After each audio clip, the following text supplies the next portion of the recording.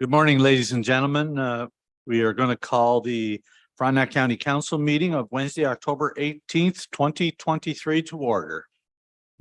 Moved by Councillor Greenwood Spears, seconded by Deputy Warden Smith. Resolved that council resolve itself into committee of the whole closed session as authorized under section 239 of the Municipal Act to consider adoption of closed minutes of meeting held September 20th, 2023, the security of the property of the municipality or local board as it relates to potential vulnerabilities of county property, and a position plan procedure criteria or instruction to be applied to any negotiations carried on or to be carried on by or on behalf of the municipality or local board as it relates to negotiations regarding funding agreements.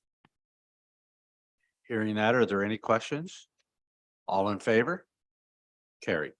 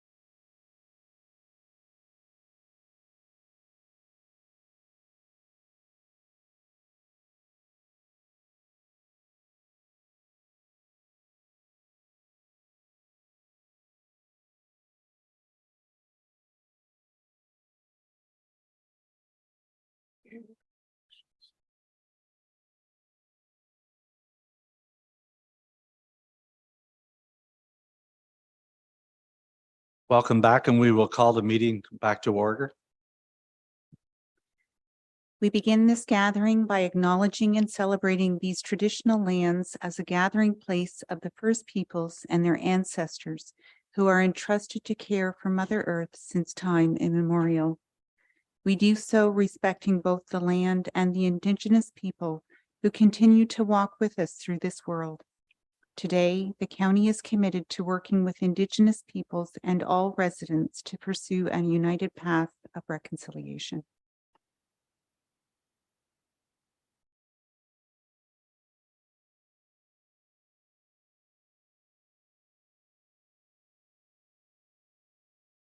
So through you, Warden, there is a motion to rise and report. So that's moved by Councillor Saunders, seconded by Councillor Gowdy.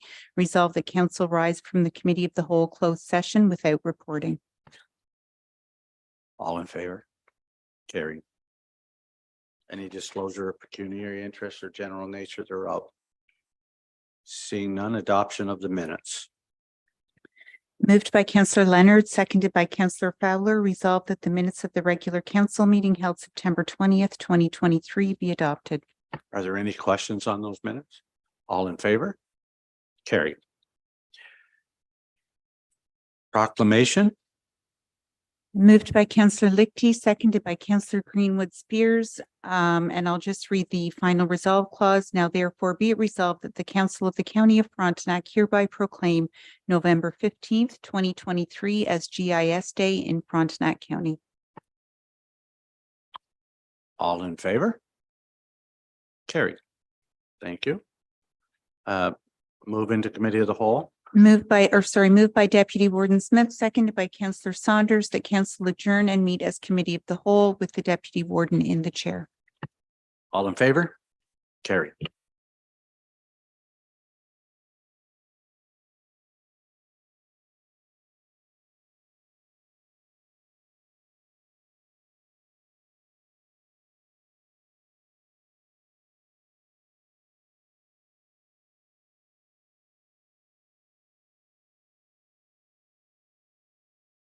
Thank you, Warden.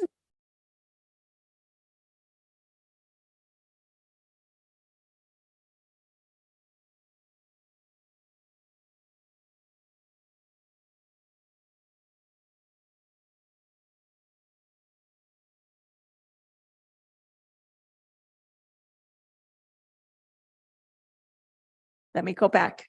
Welcome, Peter Oglasa, Medical Officer of Health, KFLNA Public Health Unit. And he's going to talk about the highlights of public health and an overview of your draft budget for 2024. Welcome. Thank you so much. Good morning, everyone. Thank you for the opportunity to present. We can't hear you. Can you speak a little louder? Yes, of course, I will. Thank you. Can you hear me okay now? No, we're having some issues here. Just give us a moment. Okay. We can hear you, just no volume. Oh, Can you turn up your volume? yes, of course. I can. Ah, Yes. that is better. Okay, great. Okay, go ahead. So again, good morning, and thank you for the opportunity to present to you today. I have a brief PowerPoint that I will share my screen, and then that should take us about 10 minutes. And I'm operating under the assumption that we will have 20 minutes to half an hour together, but I can certainly shorten the presentation if that's needed to allow time for questions and discussion. So let me start sharing the screen. We have set aside 10 minutes. 10 minutes, okay? Yes. Well, I will. You might have to condense some of your. Okay, I will condense that. I'm just. My apologies. We not normally use we use the MS Teams, so the screen sharing. I want to make sure you see the correct presentation.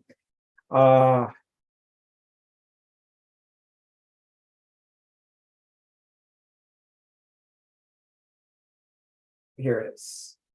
Apologies for the delay. Can you see it? Can you see the screen with the presentation right? Yes, we can. Go ahead. So this is to present the highlights of the work of local public health, KFLA Public Health, and provide you an overview of the draft budget.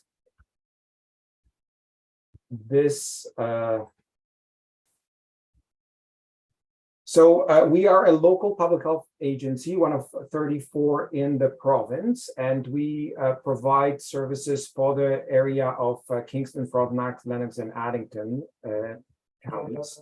We are serving approximately a little over 209,000 residents, and we are governed through the local municipal-based Board of Health that has 5 municipal representatives and 3 community appointees. We operate within the region with a variety of very diverse stakeholders, and often we are the main catalyst to bring these partners to the table and look for solutions that will advance and improve health of residents in the region. These are some of the highlights of the work that we do.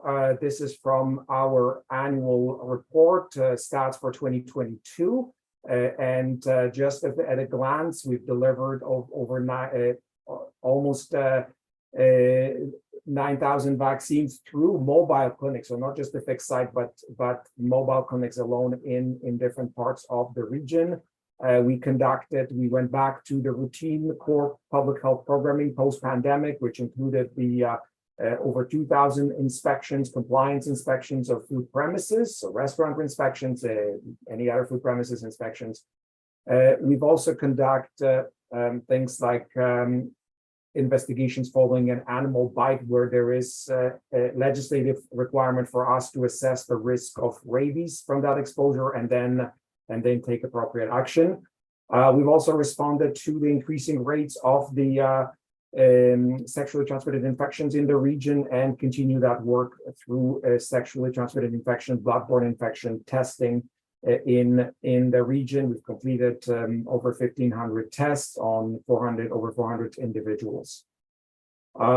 We are also involved and came up very strong from the pandemic with the improvement of our coverage of vaccination among the student population with the routine school-based immunizations. So we have one of the highest rates of coverage in the province thanks to that effort and partnership with the school partners. We continue surveillance of respiratory illness for the province, but also this is benefiting our region. We have this what we call acute care enhanced surveillance when we monitor the emergency visit and hospital admissions from a variety of illnesses, but respiratory is very relevant for the season. We also are focusing on environmental health, which is maintaining and restoring that basic level of protection through inspections and health hazard investigations, as well as continue the work on improving the various conditions and people live and work, working on the built environment, working with municipalities through the municipal planning on how to reduce preventable deaths associated with modifiable risk factors that are linked to chronic disease, so sedentary or active living, healthy eating. That's the core work in health promotion. So now to the main point, our cost share budget totally is 19.4 million. That's cost share with the province, and the municipal portion I'll go over very shortly. This is still a draft. I'm just presenting aggregate numbers. This will be presented to the Board of Health in greater detail, looking at the FTEs and all that on our November meeting, November 22nd, 2023. The planning assumption for this budget is we've used the announced 1% increase from the provincial funding that was already received and prorated for 2023. And we also built into the budget the projected increase in that provincial fund. Unfortunately, even though there is an increase in provincial funding, it is still leading to gradual erosion of funds available for public health, because as you could see, our cost is mainly linked to the human resources, to staffing, And due to collective agreements and contractual obligations, our labor costs are increasing at approximately 2.5% a year. And that's the reality of the funds available for public health, for programs and services. So this year we will be asking for a 2.5 increase on the municipal side, and that's just to minimize that impact, that hit of gradually decreased funds available to us from the province. This table provides a comparison between our 2023 budget and the draft figures for 2024. And County of Frontenac here, there's the municipal portion is split between the three what we call obligated municipalities under Health Protection Promotion Act. So that's Lennox and Addington County, City of Kingston, and County of Frontenac. And the figure for this year for the County of Frontenac is $854,930. And that is an increase from $834,078 from 2023. So overall, the municipal partners provide a $6,705,833, or that's the planning assumption for 2024, and that will be 34.55% of that total funding. So we are thankful for that municipal contribution, and that enables us to continue to deliver programs and services to this region. And that brings us to the total figure of the budget for 2024 of $19,409,933. So where this cost shared budget is allocated through different areas of public health. So the biggest portion of the portfolio is the infectious disease and environmental health portfolio. That's the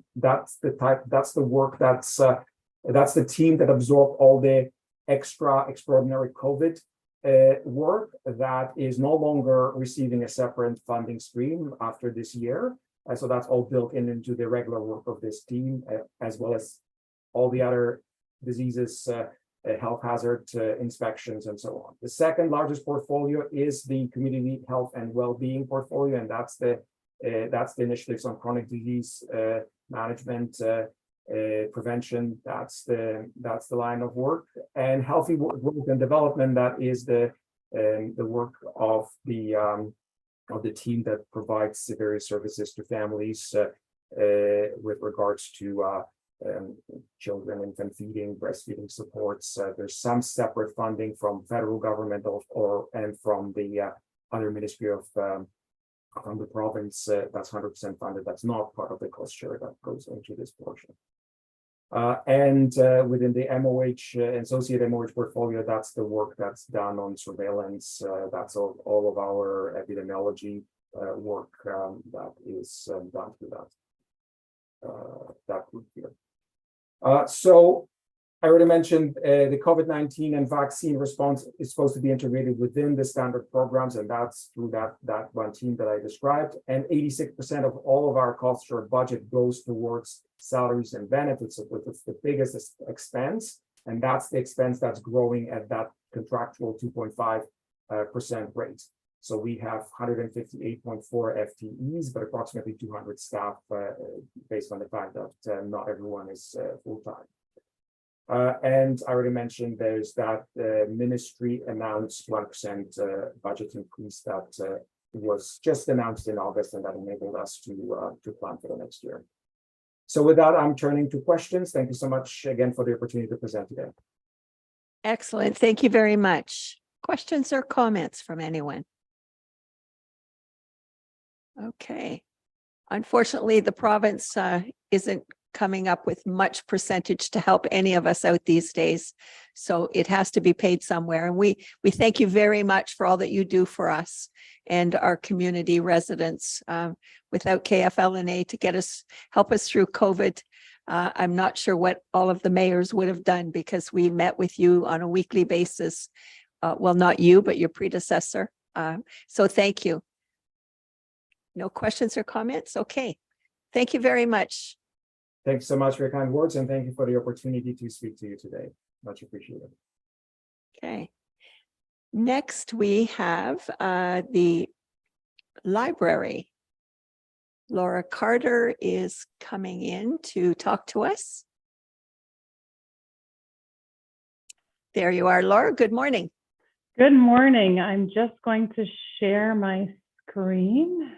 Okay, and Laura Carter is the CEO Chief Librarian of the Kingston Frontenac Public Library and is going to give the highlights of the library program along with an overview of the draft 2024 budget. You have you. 10 minutes, Laura. I won't need that many. Thank Okay. you. Thank you very much for having me today. And similar to Dr. Oglaza, this is a very draft budget.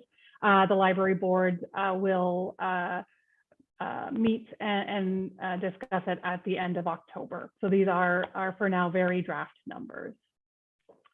So some of you, I'm sure, have seen these slides over and over again. The Kingston Frontenac Public Library was established in 1998 with an agreement between the City of Kingston and the County of Frontenac to proportionately share operating costs.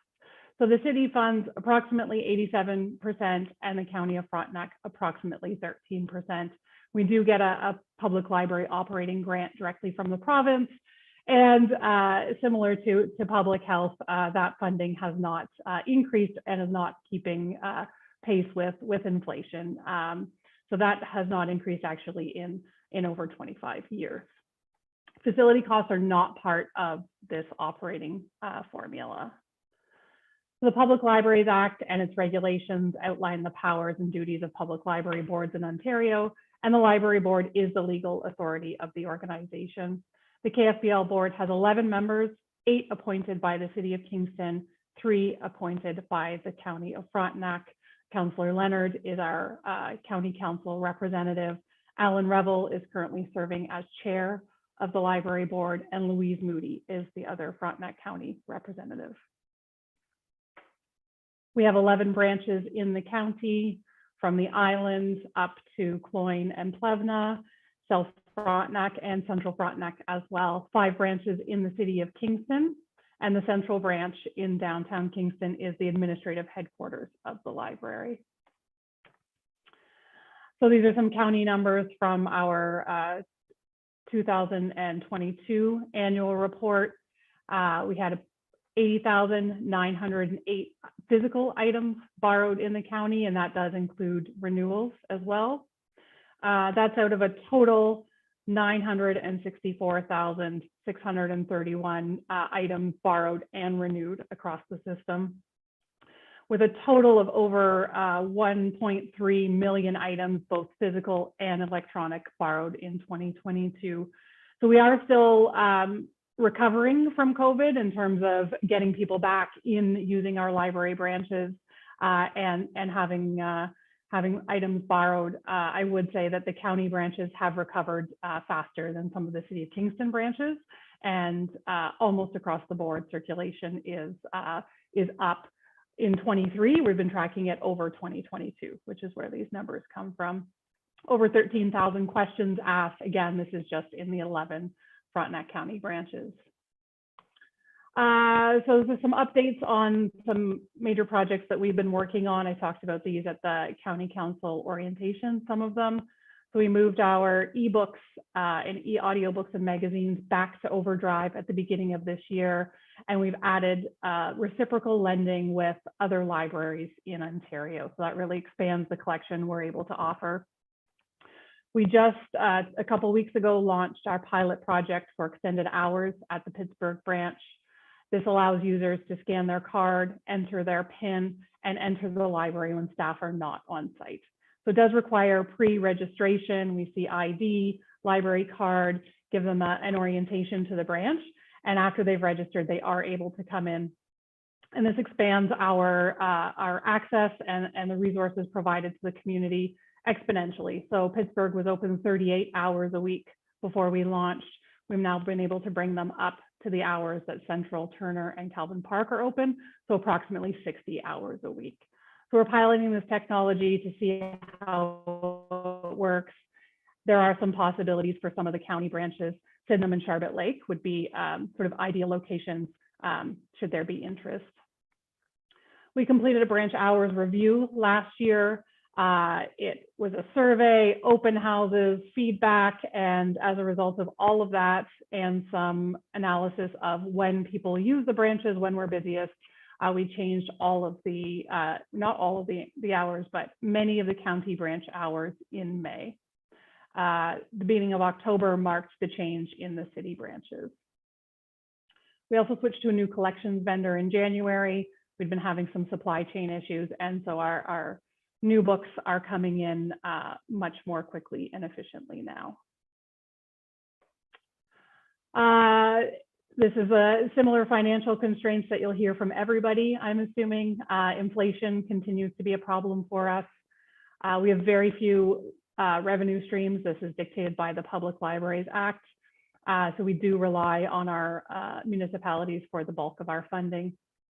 We have a subscription model for many key services. So our integrated library system that has all of our borrower and item data, almost everything that we rely on now to operate or to offer to our patrons does require an annual service fee, and many of those are going up 3 to 5%. The cost of digital resources and e-content, again, I've talked about this before, but it is very, very expensive for libraries to acquire these resources. And then again, marketing, advertising, trying to get the word out about everything that the library does is a challenge for us. So again, on the facility side, the City of Kingston provides the funding to operate and maintain the 5 branches in the city. The townships operate and maintain the branches in the county. So those funds are not the township funds to operate and maintain those branches. Those are shown in the township's budgets, not in the library's budget. And those operating costs are not part of the 87-13 split. And then the county is also responsible for a portion of the operating costs to cover system-wide services provided from the central branch. So again, very, very draft numbers at this point. We are looking at an overall increase of sorry, I have to move my Zoom window here, 2.77%. And again, because of the way that breaks out between the city and the county, you'll see that actually both portions of the increase are not that number. Similar to public health, what's driving our increase is largely staffing costs and then inflationary increases. So this is a budget that is entirely status quo. And we have gone, as we have the last several years, line by line, looking for any savings. So collection material, we are looking for a 2.5% increase. This is a line where we have consistently eroded this budget over the last few years. And again, this 2.5 is not really keeping up with the inflation. System-wide costs are going up 8.34%. And so in this line, we do see some of the utilities costs. Sorry, those are in the facilities budget for the City of Kingston. So this is, again, the integrated library system, any of our contracted services that are providing system-wide services.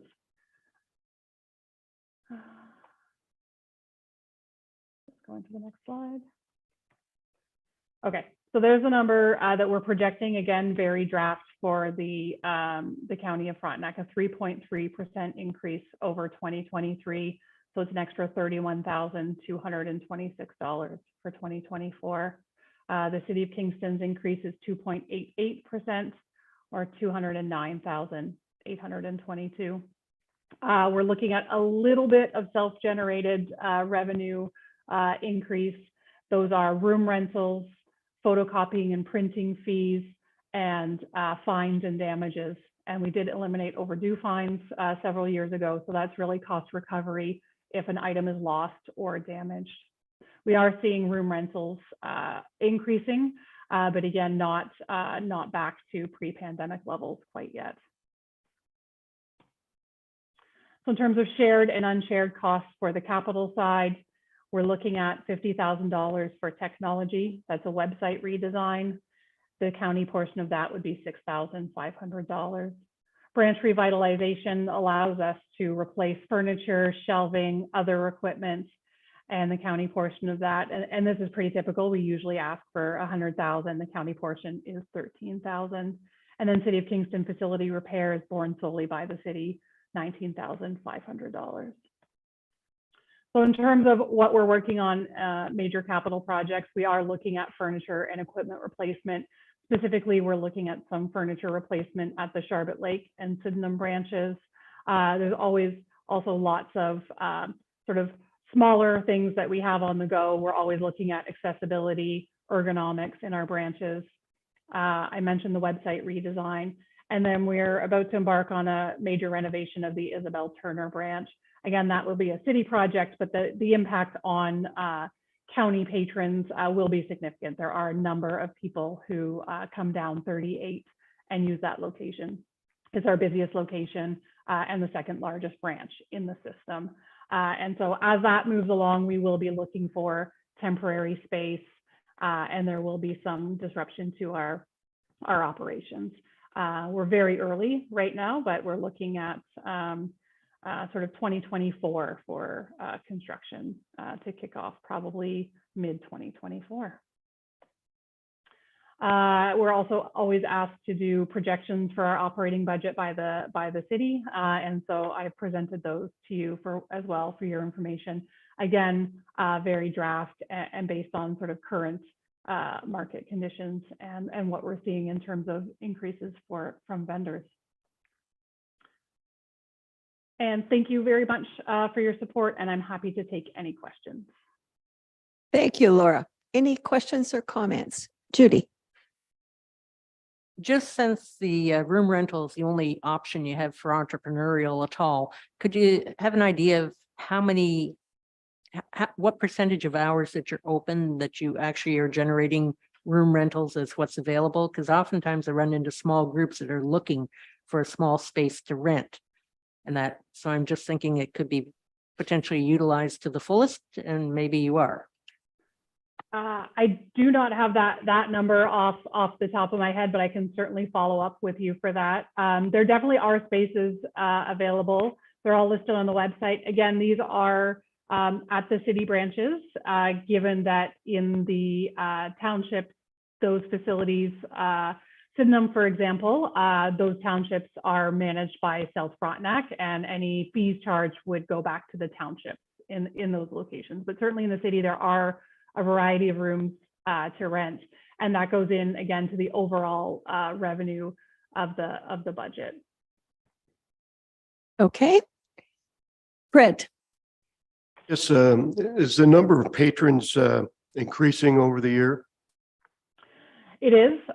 We do track the number of new card registrations, and I haven't looked this quarter at how many there are. We do have sort of an annual active card holder number that we have to report to the Ministry of Tourism, Culture and Sport as part of our provincial funding and our provincial statistics. And so they define active card holders as anyone who has used their card within 2 years. It's a bit of a challenging number for us because you may come into the library and use the space and not necessarily have a library card or attend a program. And again, it's challenging for us to capture all of that data, but we are seeing increases in card renewals. Last year was the best year in terms of new card holders in, I think it was the previous 8 years that I was looking at the data. Okay. Anything else? No other questions or comments? Thank you very much, Laura. And we know how important libraries are to our communities, but if you could cut another % off the budget, that would be great too. Okay, thank you. Thank you. All right, next we have the City of Kingston. We have Ruth Nordegard and Mitch Grange. There's Ruth. I don't see Mitchell with you. Mitchell is here too. There he is. Okay. And Ruth and Mitch are the City of Kingston Housing and Social Services, and they're going to present the highlights of their programs and an overview of their 2024 budget. Welcome. Thank you so much, and thanks for having us again this year. We do have some slides. I think Mitch is going to share them. Here we go. Is everybody, is my sound okay? Just making sure you can hear Yes, it me. is. Yep. Awesome. Okay, great. And you can see the slides as well? Yes. Okay, fantastic. Well, we also will we'll definitely try to keep it to 10 minutes or less. I think many of you have seen these slides in a similar fashion in previous years. Just so you're familiar with some of the folks in the departments. My name is Ruth. I'm the Director of Housing and Social Services. And then Mitch on the call today is the Policy Manager of Housing and Social Services. Two other key staff members are Heather Mitchell, who is managing the social assistance and early years services, and Amy Gibson, who is the manager of housing and homelessness. On the next slide, just really quick, we'll give you a quick update on the role of the service manager, the various programs that we manage in the city and in the county. And then, of course, we'll get to the costs that we, again, just like the previous presenters, are estimating based on the current budget work that we've been doing, and then some opportunities for questions. Again, I think most of you are quite familiar with this, but as you know, the City of Kingston is, through my department, providing the role of the service manager for a variety of the various provincially prescribed programs that are available to residents in the County of Frontenac, which are the services in housing and homelessness programming, social assistance, and childcare. So here on this slide, you will see kind of the summary of those various services that residents in the county can access. First of all, obviously, the social assistance or Ontario Works program, including also access to discretionary residency benefits. Second, and I think in the news quite a bit, various housing and homelessness programming, the centralized wait list and the social housing, homelessness services, and then the development of affordable housing programs, including the home ownership and Kingston Frontenac Renovates program, which is actually very well utilized in the county. And then we obviously have our licensed childcare and early on program, which is not only providing support to the providers, childcare providers, but also is providing subsidies for families that are eligible. The next slides. Here we go. So just a little bit of kind of what's happening in the county. In the social assistance, as for the social assistance portfolio, we currently have about 230 caseloads in the county, which is about 8% of our overall Ontario Works caseloads. And as you know, we have two offices in the county in Sharbot Lake and Sydenham. Obviously, also with the pandemic and kind of the way we provide services, there's a lot of other opportunities to connect with caseworkers as well. The social housing portfolio, there is a total of 55 units in the county. You're probably quite familiar with them through Low-Bar Housing, North Frontenac, and then we also have portable housing benefits and rent supplements in the county. Our partner, Kingston Frontenac Housing, is still working frantically with the insurance company to look at the opportunity to rebuild the McMullen Manor in Verona, and is hopeful that there will be some resolve soon so they can start that. But unfortunately, that has taken longer than I think we all anticipated. Homelessness services, we do have clients in the county that are accessing shelter services in our communities. We also have prevention and diversion and housing first services provided by the Salvation Army, and they have an office in Verona. We do have the Kingston Frontenac Renovates program, which I just mentioned. Again, a grant that is allowing people to either provide additional accessibility features in their homes or they will able to utilize funding for urgent repairs in their house. And again, it's a forgivable loan, a 10-year forgivable loan, and it's always very exciting to see people utilize this so they can stay housed and their housing situation is better. Then the home ownership program, again, a program where we support folks with the opportunity to do a down payment, a 10% down payment. Obviously, there is a maximum house price, which is definitely not easy in the current markets, but we have seen people utilize this and also very great to help people with that. And then I guess before we jump to childcare, I also wanted to mention that we're always happy to help with the town. I know some of the various townships are working hard on trying to look at housing solutions and building more affordable housing or mixed market housing. And I know we often, get a call and try to help with kind of trying to support that process. As a service manager, we do receive some provincial funding, some provincial capital funding. So we're always quite happy to discuss opportunities in the township if there is an affordable housing project that's coming to fruition. So jumping to childcare and early on. So again, we do have families in the county that are being provided with subsidies for childcare when they're qualifying. We obviously provide operating funding to childcare and before and after school. You'll see here, the centers that are receiving those funds. We are working through the new kind of, as you might have heard, the $10 a day daycare program or the Canada-wide early learning and childcare system, which is, and I think there was a comment about the province earlier, definitely something we're trying to manage through and understand as a service manager and roll out with our providers. And then last but not least, we are providing various early on drop-in programs in the county for parents and their kids under 6. So the budgets, again, big caveats that our city council will look at budgets in January 2024. So this is obviously subject to their approval, but it's always helpful to have a bit of an understanding of where we're going.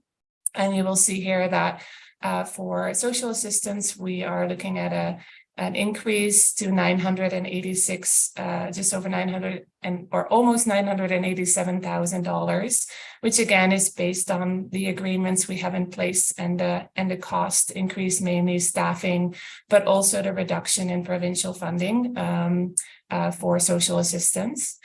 The housing and homelessness budget is actually projecting to go down slightly due to some increased provincial funding, especially in the homelessness area, which helps us with some of the administrative costs. So it's actually not often that budgets go down, but this is one. And then on the childcare and early on side, again, a slight increase due to some changes in funding, but really a fairly small increase. And I think that's it. So happy to answer any questions that you might have and that I can answer. Great. Thank you very much. We do have a couple of questions. Fred? Hi, thank you very much for your presentation. I'm looking at one of the things that concerns me a lot is the homelessness issue. And I'm just wondering if there's out of the assisted living, you got 22%. Is that correct? Or Sorry, I'm not okay. sure if I understand your question. Yeah. Okay. Assisted living. Well, I'll go to the other topic. I'm sorry. 55 units. Are they proportional to the need that we need in the county? Sorry, I think your first question might be, and I will ask Mitch to chat about the second question, but I think your question might be the social assistance rates and if they are in line with what people, is that kind of what you're getting at with your first question on homelessness? Mm-hmm. Okay. Because I guess, again, the provincial government is setting these social assistance rates, which is for a single adult a month. People receive $733 a month, which we probably all around the table know is not enough to survive with rent and food, etc. So I think there's the homelessness side, I think a bit of a bigger systemic challenge in our community and in our province. On the question on social housing, we do, I think across the board, we have 2003 social housing units that were mandated to provide in the city and the county. We do have about 1,300 people on the wait list. So we certainly know that regardless of the county or the city, we do not have enough housing solutions. I don't know, Mitch, if you have the specifics for the county of folks that are on the wait list. If not, we can provide that. Go ahead, Mitch. Yeah, Just- sorry, I don't, sorry. I apologize. I was just gonna say, unfortunately, I don't have the numbers in front of me. But we are seeing a shift in, as Ruth mentioned, we have been mandated to have for years prior, for 20 years or so, this 2003 mandated rent geared income units within the city and the county. And we are entering a new phase of modernization with social housing, where we are able to look at the way we are funding our providers and allowing more opportunity for nonprofit providers to enter the system. So depending on the ability for providers and the resources and capacity for individual providers or landlords to offer supports and units within the county, we are able to have those discussions now, and there's been some leniency and some changes to the regulations to allow for that, but it's not addressing the need. The wait lists are still long, 2, 3, 5 years potentially for up to 9 years for a 1-bedroom unit in the county. So the need is there, and it's still growing. One of my concerns is where do these people go when they're on the waiting list? Like, is there anybody helping them out, or are they on their own? It depends. Depending on their housing situation, I would say a lot of individuals on our wait list are living on their own and living above their means. Some do have supports through case management at a local level or anywhere within the province if they've applied to our wait list in Kingston. We do have the ability now, and we have some other programs that we're offering through the province, the Canada Ontario Housing Benefit, as well as our local portable housing benefit program, which allows people to kind of reside in their current housing situation. So kind of an in situ rent supplement where they can stay. Uprooting someone to move is a big lifestyle change for individuals, some particularly seniors. So having these new options has been helpful. But like I said, the need is there, and it's, we have caseworkers that support our clients. We have 4 caseworkers within our registry that support all the individuals on the wait list with information on where to turn for, whatever situation may be facing them. But, supports are somewhat limited. Okay, Ron, and then Fred. No, sorry, Ray. I know we're probably going to get a generic answer, and I know you're not going to give me a defined one. However, McMullen Manor is 3 years. Do you see any light at the end of this tunnel, or I know you're saying it's insurance, and I know they're going to fight for every penny they can get, but do we have any hope? Oh, there certainly is hope. There's always hope. I think it is really just there's a gap between the cost of rebuilding and the insurance, and there is it's taking time, unfortunately. And again, we are it's our Kingston Frontenac Housing Corporation that's working through this, but there certainly is hope. I hope there is also some other options of looking how to rebuild it in a different way. So the gap might be addressed. Unfortunately, I wish I could be here with the dates. And this is when we're going to start building. But I would say there's definitely some light at the end of the tunnel. And we will definitely make sure you're aware, and we will share if there is more to share. That would you. certainly help our wait list as well. Okay, Ray? Thank you, but Warden Vanderwall just asked my questions. Okay. Judy? Just wanted to check on that. The location that comes to my mind is the Bagot Street location, just down from Staples near. There's a apartment building that I assume that it was one of the ones that is set up for social services. Am I right on that? Are you referring to the 381 Bagot Street building in Kingston? Yes, that Yeah. would be it then. Okay. Yeah. And the concern that I had in that, I think it was originally set up ideally for seniors. And is there legislation that was changed and then hasn't been changed back that it could be returned just for seniors? Because I know that when I've been in that building, there's been everything from drug use in the stairwell and babies left, and there are seniors there that aren't feeling very comfortable in that. Is there any mechanism that we can put in place to get better control of that building in particular for seniors? You're right. When the province downloaded housing units to the municipality and through to our housing providers, there were specific mandates to units. However, over time, as the need changed at the local level, decisions were made at the board level within our providers to allow different demographics to enter into their buildings. And once you kind of go down that path, it's very difficult to change the mandate back. So you're right. I believe it was seniors at one point, but that has changed. And we have seen some shifts with our other providers as well. It hasn't just been specific to KFHC in that one building. There have been some shifts, not only in demographics, but also in target levels, adjusting fully RGI units, RGI buildings, rank your income buildings to allow for more market units as well, to increase their viability and ensure long-term financial viability of buildings. So there's been a lot of changes and more to come over in the recent years as we implement these changes in the legislation.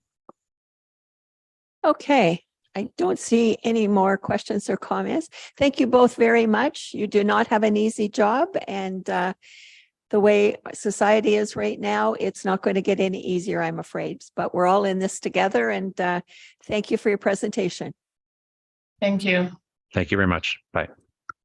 And next we have Mr. Kelly Pender.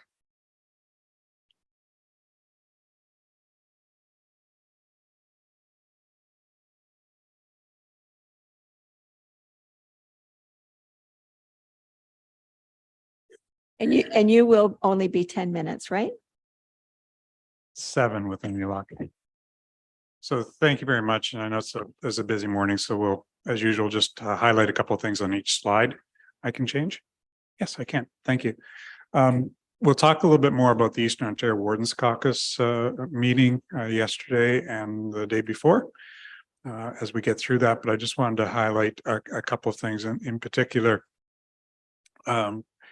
The emergency management exercise, and it was our first training exercise with Madam Clerk as our CEMC, and we talked about a very unique subject matter, which is the eclipse coming in 2024. And I'd like to thank both Jeanette and Teresa Alonzi from the province for leading us through that. It highlighted many interesting questions and concerns, and having staff working through an eclipse and how that's going to be handled, and the potential for an influx of people, because we are right on the path of total eclipseness, or whatever the formal term is. And we did have support as well from North Frontenac Fire Chief. So I'd just like to thank everybody that was involved in that. Warden's Caucus, we met virtually last week and in person Monday and Tuesday in Ottawa. On Monday, we met at the FCM office on Clarence Street in Ottawa, and we were pleased to also have a presentation from FCM about their advocacy for smaller rural municipalities and how they can help us in our 7 and 7 housing project and some of the issues that that we're going through. The warden was also able to bring forward discussion about communal services and how Frontenac is taking a lead role in that. And we did have several discussions, sidebar and at the table, about where we're at with that process. With the FCM delegation and with the broader caucus, there was representation from 12 of 13 EOWC member municipalities. On Tuesday morning, we had breakfast with the Eastern Ontario MPs and senators. We did sit with Senator Rob Black, who is from Fergus, Ontario, and was the first executive director of the Rural Ontario Institute that we've done a number of partnerships with over the years. And a really interesting conversation. And he's quite interested in communal services and the vitality of rural communities. That is his background. And he was a former councillor with Wellington County. So we'll be following up with him on some information. We also met with Scott Reid, our MP, to talk about communal services. It was his first discussion about communal services, and I think he really understands the importance of rural economic development and communal services and where that can take us. And his office will be arranging a meeting with himself and John Jordan, the provincial MPP, over the next couple of weeks, where we'll talk about it in greater detail. We've had 2 separate meetings with John Jordan about the communal services issue. So this will be to bring him up to date on where we're at with that. But he is quite supportive as well. So all in all, 2 good days. We continue to advocate for a strong role for communal services. And we also recognize that there is a role for, full services where they're available, but extending full services is extremely expensive. For example, North Grenville, which is the Kemptville area, they're looking at $50 to $70 million to extend services, full services in their community to deal with growth. But in most of the Eastern Ontario Warden's Caucus region, communal services is the answer. EORN will be leading the 7 and 7 project, and Jason St. Pierre, the CEO, and their board will be touring the new Terra facility the end of this month, and they're quite excited about that. And Jason, if at all possible, will be joining us in the discussion with Scott Reid and John Jordan. So did I miss anything, Mr. Warden? You didn't. I guess the only 2 thing I would add was for the MPs that were there, I guess the takeaway for the Eastern Ontario Warden was what we really need to focus on for the 7 and 7 was to lobby the government to change the funding stream for rural, because it's 10,000 or less, and anybody 10,000 or less can't afford to do any of the projects. So right now, even South Frontenac and the rest of us are all competing against the city of Kingston. So that was a very important key that they stressed, that we need to work harder on to see if they can get that funding changed. And they say we, and those are the people that are telling us, but they're the ones that are supposed to change it. However, that was one key point. And the other one that they stressed was that we also need to give all of the options for servicing, but we really needed to be clearer and more concise on what communal services was, because that's really an option for rural Ontario that a lot of people are looking at.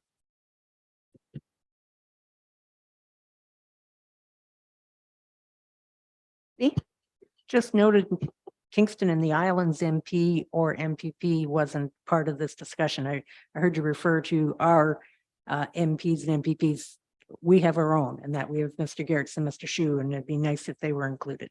He was invited, but at the last minute, Gerritsen. We will be meeting in sometime in November, date to be confirmed with the MPPs.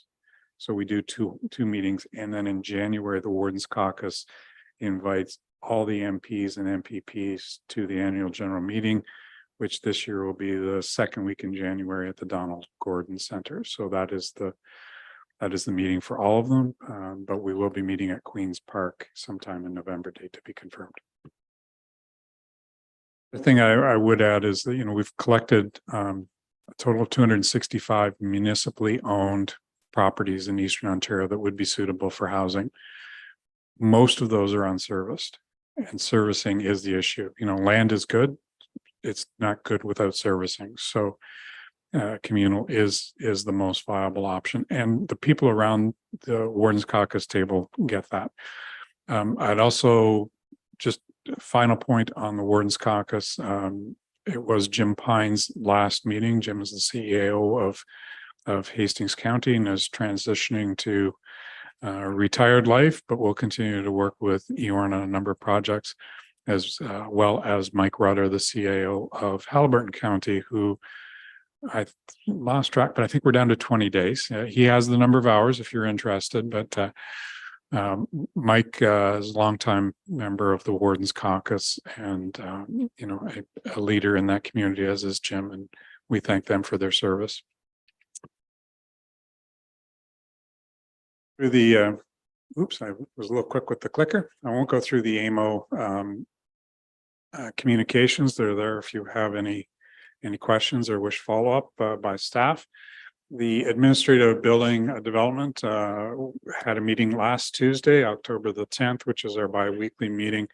And for the first time, it's beginning to look very much like office space. So still lots of dust and dirt, but the addition, the concrete is in on both the first floor and the second floor.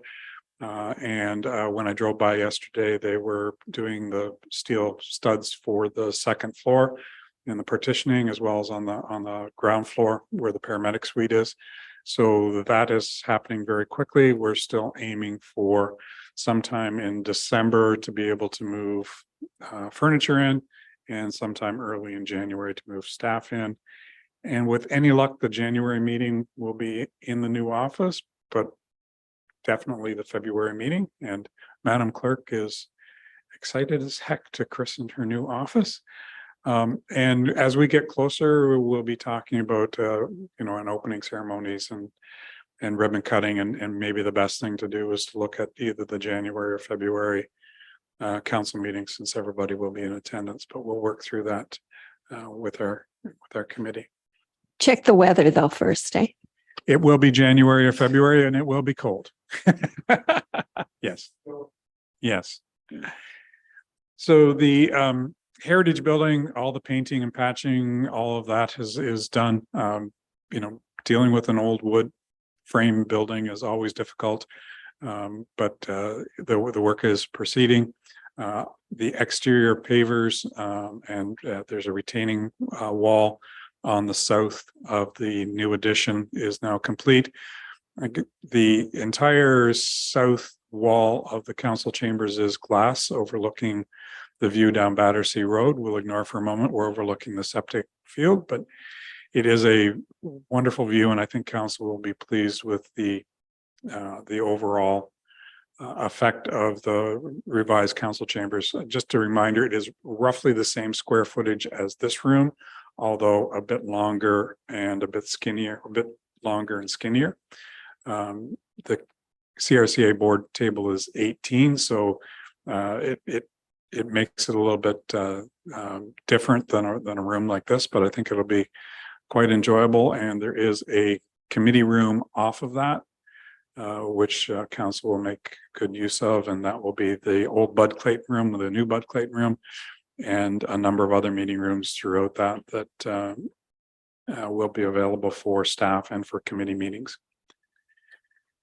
The United Way, just a big shout out for the United Way as they go through their fall campaign, and we hope they reach their targets. The staff at the county, and shout out to Brianna and Melissa and the entire local committee.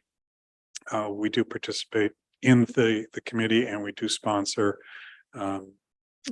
banners, and ours this year is located at Montreal Street near Hotel du Hospital.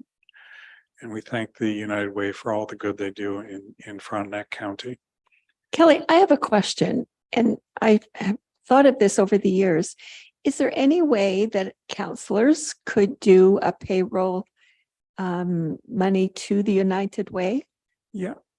Because I've never done it, and I used to do it at work. Yeah. How would that- we go that is our- about that? We can. No, he's going.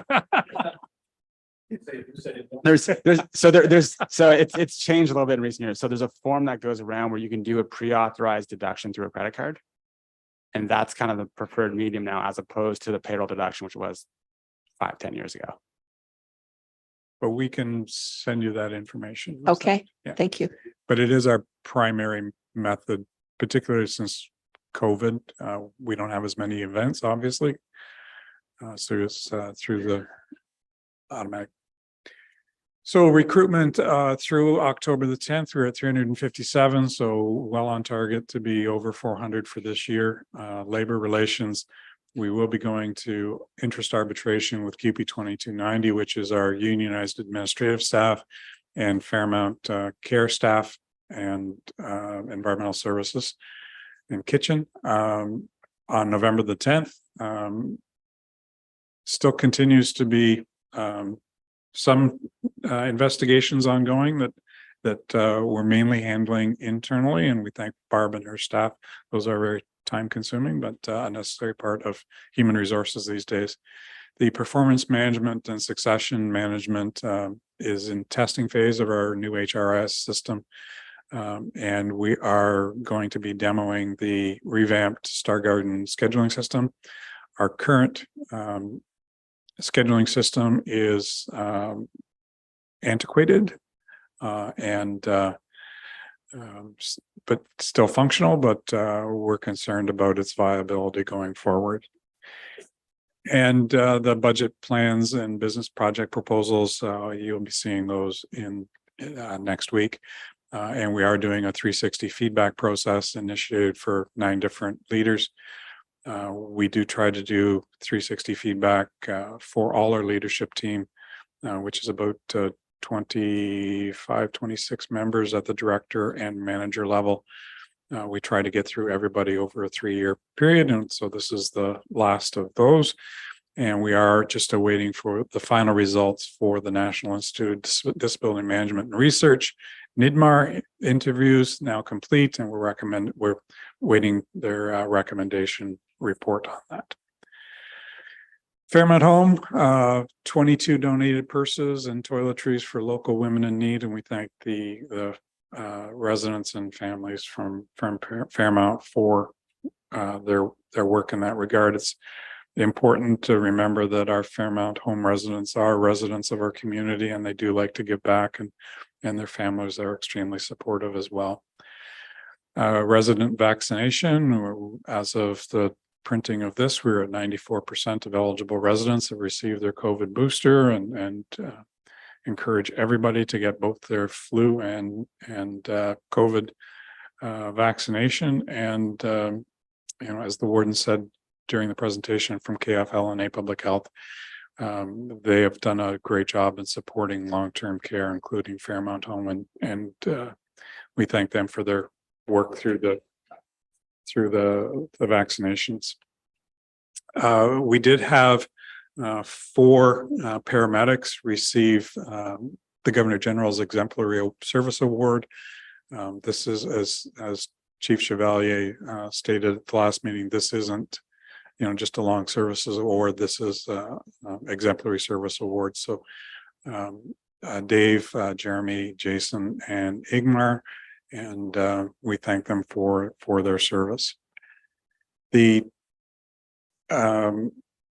do have the new paramedic 12-hour resource, which was approved in last year's budget, was implemented on October the 9th, and is up and going. And with the paramedic base soon to be open early in the new year, that will be staffed as well, servicing the southeast corner of Southern Frontenac and the Montreal Street corridor. The total number of digital engagements for September measured about 61,000. And top most visited web pages continue to be careers. And thank you to Matt and the HR team for constantly putting that out front and on all our social media channels. The most engaged social media posts related to open farms, and another picture of the Wolf Island 3 and 4 passing each other.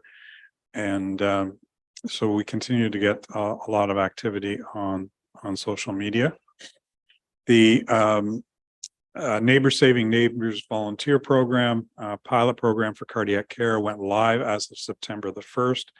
And we have more than 60 paramedic trained volunteer responders now equipped with AEDs. And we thank our partners with the City of Kingston or Queen's University for helping us with that program.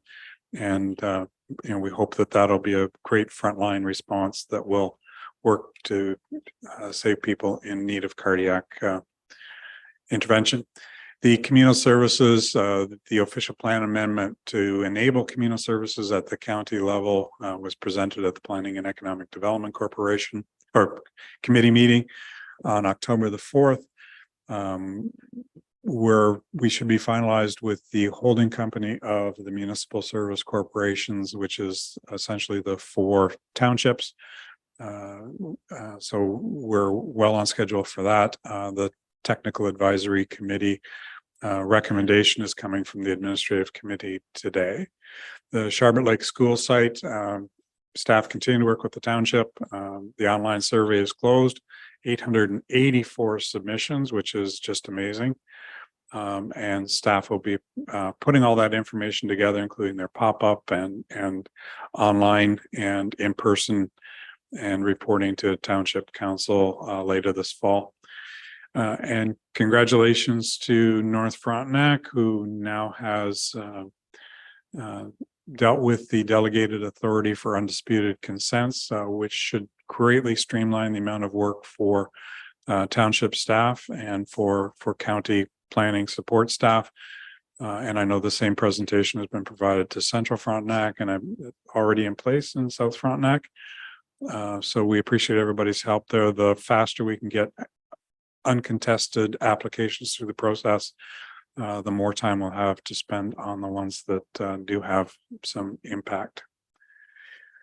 So we continue to have strong planning activity, and we're through early October, we're at 70% of the volume of 2023. So we should be very close to the 2023 numbers, which again was a record high, and we continue to have strong planning application support throughout the county with our partner townships and with South Frontenac, where we cooperate on major policy initiatives and plans of subdivision. A number of issues going on with the Economic Development Department, including we've closed down the nominations for business awards, and that will be in November if you wish to participate in that. And but a number of ongoing issues, continuing to roll out the brand initiative and talking about storytelling and how we can make that work. And if you follow Frontenac County or visit Frontenac on any of our major channels, you can see that is in high gear, both with county staff and with the businesses that it supports. So with that, if there are any questions, Deputy Warden, please to answer. Judy. Maybe it's a simple one here. When I look at the planning that I'm assuming, for example, the 6 at Frontenac Islands is basically when they've come to us, and whether it's severances or things of that nature. But any of the pre-planning applications, not anything down the pipe that hasn't actually gotten to the point where they've just submitted their whole application. Is there a way to know what is out there in the ether? Because rumors are one thing, but it'd be nice if we were actually informed of something. So the rough rule of thumb pre-pandemic, and we'd have to go through it sort through it is that for every 10 inquiries, you end up with 4 or 5 applications, and for every 4 or 5 applications, you end up with 2 or 3 building permits. The information provided to staff is confidential until it's presented. So we can present raw numbers, but for example, if Sam or Susie walks in and talks about a 12 lot subdivision, that information is confidential until they file the actual application, at which point it is a public document. If that helps. Hey, anyone else? Okay, thank you very much. It's been a busy month. All right, we're moving on in our agenda. We have no unfinished business. Consent reports from the Chief Administrative Officer, there are none. So Committee of Management of Fairmont Home, we have a motion. Moved by Councillor Gowdy, seconded by Councillor Leonard, that Committee of the Whole Council adjourn and meet as Committee of Management of Fairmont Home with the Deputy Warden in the chair. Discussion, all those in favor? Carried. And now we have a briefing from Kelly Pender.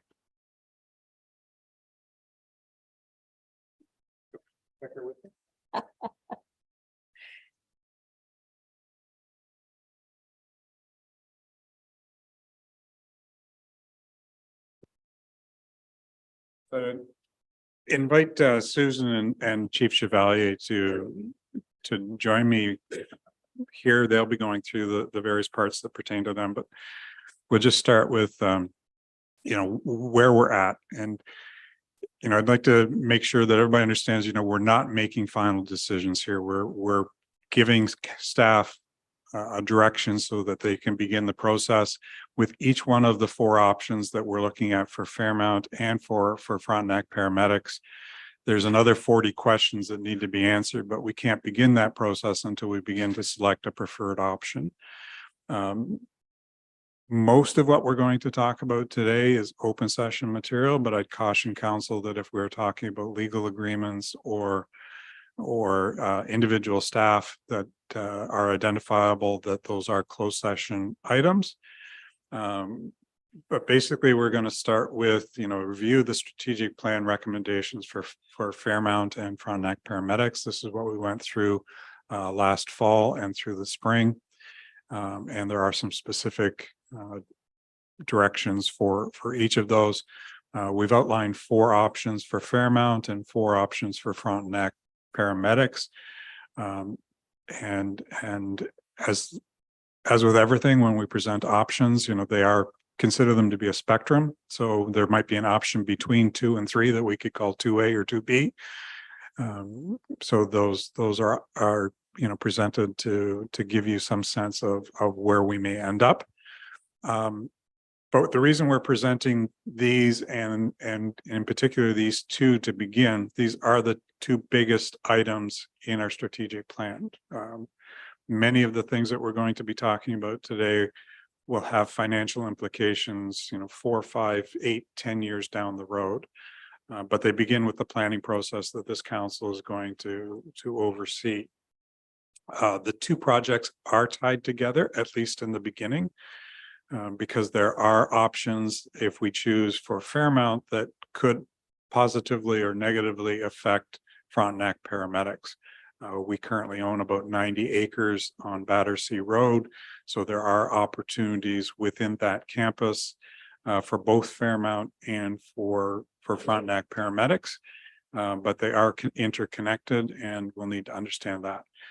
And finally, after much discussion, I'm sure led by the Deputy Warden, we will be looking at recommendations and selection of options. And as I said, those are just a starting point. You may also say, let's have these 3 questions answered and we'll come back and revisit in November. But as I said, where we start is probably not where we're going to end up, but we need to start someplace. So I won't read the vision and mission. Council is well aware of those, but I'd just like to zoom in on priority number 3, and the bolded ones are essentially the ones that we're going to talk about. So our strategic priority number 3 talks about expanding the capacity to accommodate more residents in long-term care. This isn't just a priority locally, it's a priority of the province of Ontario. who has set a target of 30,000 new beds over the next 5 years. And I think that pledge is probably a year old. But getting new long-term care homes on the go or up and ready is a 3 to 5 to 7 year process. At our Wardens Caucus meeting on Tuesday, we heard from Northumberland County, who is on track to open a 192 bed home. We heard from Stormont Dundas and Prescott Russell, who is also on track to open a home and in Van Cleek Hill. Was it Van Cleek Hill? Anyway, and from our partners to the east in Leeds and Grenville, we're building a 190 bed home in Athens, and they've broken ground.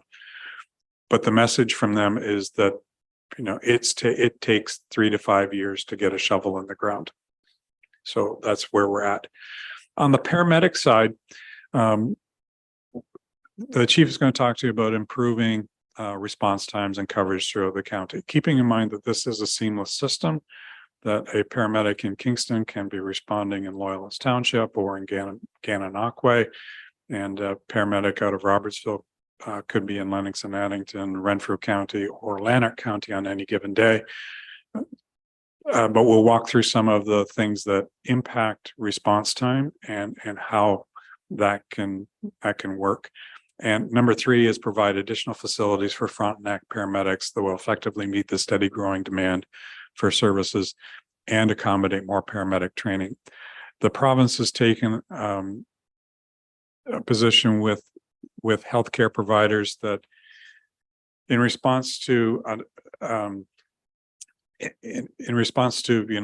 the pressures on family doctors and ER doctors, things like providing expanded prescription writing for pharmacists, community paramedicine, expanded role for nurse practitioners, that comes with a cost, and that cost is training. So at the moment, we're using rented facilities through Kingston CAC, our ambulance dispatch center, but we do not have a dedicated facility. We've talked about the 3rd floor and at Battersea Road. We've also talked to previous councils about Central Book-On and how that works, and the chief will be reviewing that. Essentially, Central Book-On allows for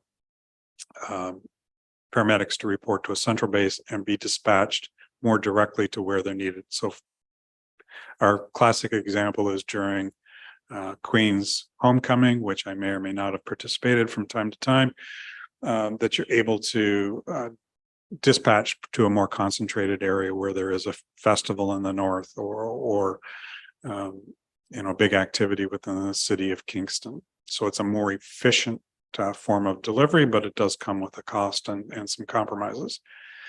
So the scope, some of the basics, the scope of service delivery options for both Fairmount and Frontenac paramedics is broad but interrelated. As I said, the decisions at Fairmount will either open or close opportunities for Frontenac paramedics. Both require significant resources, beginning with staff time and extending to council time. Depending on the options we choose, we will be into detailed design on various options that council will be reviewing from time to time. We may choose, like we did with the administrative office building, to appoint a subcommittee that looks at things in greater detail, and there's recommendations come here, but council will make that decision on how that rolls out. And the impact in the 2024 budgets is fairly minimal, but the impacts down the line are going to be considerable. And as with everything, all of these big decisions, putting off a decision today will compress timelines and increase costs down the road. The issues that we're talking about aren't going to go away, but our timelines will become compressed. And as I started, today is just the start, and there'll be many options and decisions to be made moving forward. But until we begin to narrow down those options, staff can't begin the work of meeting with the ministry and our other funding partners at the city of Kingston and begin that work. So with that, I'll turn it over to Susan to talk about options for Fairmount. Do you want to do it? here is probably easier.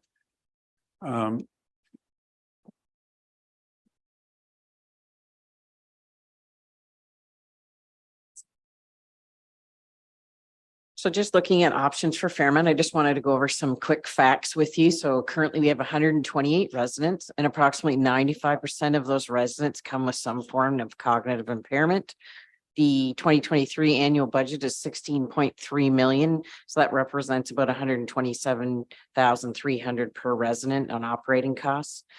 The province pays approximately 49% of the home's budget. The city pays 22% of the home's budget, and the remaining 11% is covered by the County of Frontenac. The home has 89 full-time staff and about 109 part-time and casual staff. The last renovation occurred in 2002. We've currently received accreditation for the next 3 years. Our average hours of care per resident per day are currently at 3.77 hours. And most importantly, the wait list as of April 30th, 2023 was 471 citizens. So let's look at the 4 options that we've come up with to date, with number 1 being do nothing. So we look at a condition assessment of the current building and any contributions that may need to change as a result of that assessment. Will be looked at. Option 2 is taking the current site into consideration, but modernizing that site. So taking into consideration IPAC or infection and prevention control measures that were identified during the COVID pandemic and resident comfort as well. Option 3 being to modernize the current site, but add 32 beds to the home. So then we would begin planning on what that addition would look like and increasing to 160 beds. And with the final option being a new build on the site where we currently are at 2069 Battersea Road. Again, we would have to look at the repurposing of the existing home if we were to choose that option. So let's look at option 1, which we're classifying as do nothing because we'd remain at 128 beds with the current building footprint. It would be the lowest cost short-term solution. Residents and families are currently satisfied with the home, but are asking for additional care from staff and potentially new services as well. So we're meeting the basic needs. Cons with this option is it delays the inevitable decision on what we do with the aging facility. So old infrastructure, with that comes the maintenance and potentials for significantly catastrophic or costly events with the home, which could force decisions upon council. It doesn't currently meet modern infection and prevention control standards, which is something that would need to be reviewed. And the strategic plan consultations with residents and families highlighted the need to modernize the home. And finally, Ontario Health is putting extensive demands on long-term care homes to provide additional specialized services and equipment to assist patients who are coming from hospital. So cost implications, although maybe none in the short term, it will likely require significant changes to contributions to reserves to start to increase in 24-25. Option 2, again with the current site, but modernize the 128 beds. So with the pros, we would improve infection prevention and control. We would improve resident comfort. There'd be more attractive options for care staff, so the facility would be renovated. And again, with those infection and prevention and control concerns, it may require the reduction in the number of beds or in addition to the home in order to create the additional space needed for staff and residents due to IPAC concerns. So cons with this option, provincial funding is primarily dedicated to anyone adding additional beds. So it's unlikely the home would receive additional provincial funding. Disruption for residents and care staff because we're renovating the current facility where they're residing and staff are working.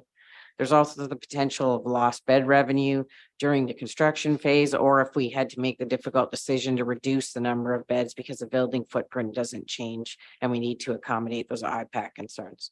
And as discussed, we'd have to have discussions with the City of Kingston. So this kind of process, we're looking at an estimated cost of $44,500 for that redesign of the home, and then future construction costs to be determined. Option 3 is to modernize the current facility, but add 32 beds, so progressing to 160 beds. It's likely that provincial funding would come forward because of the addition of new beds.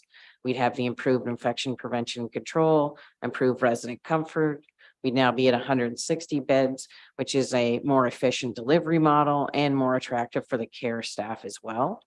Cons, again, we'd be disrupting residents because we are building 32 beds, moving the residents to the new home area. So there would be disruption while we're doing the renovations of the existing facility after the new beds were added. Loss of bed revenue during construction, staffing challenges may also be a concern.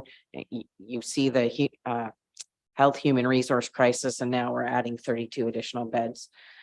And as well, it disrupts the cost sharing formula with the city of Kingston. So the design again would be an estimated 44,500, and then we'd then be looking at what those future construction costs would be after that design review.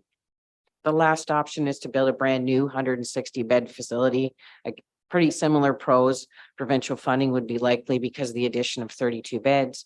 The IPAC concerns would be addressed, increased resident comfort, 160 beds being a more efficient delivery model, least disruption for our residents and staff, no revenue loss due to construction, but it would leave the existing asset or building in place for repurposing.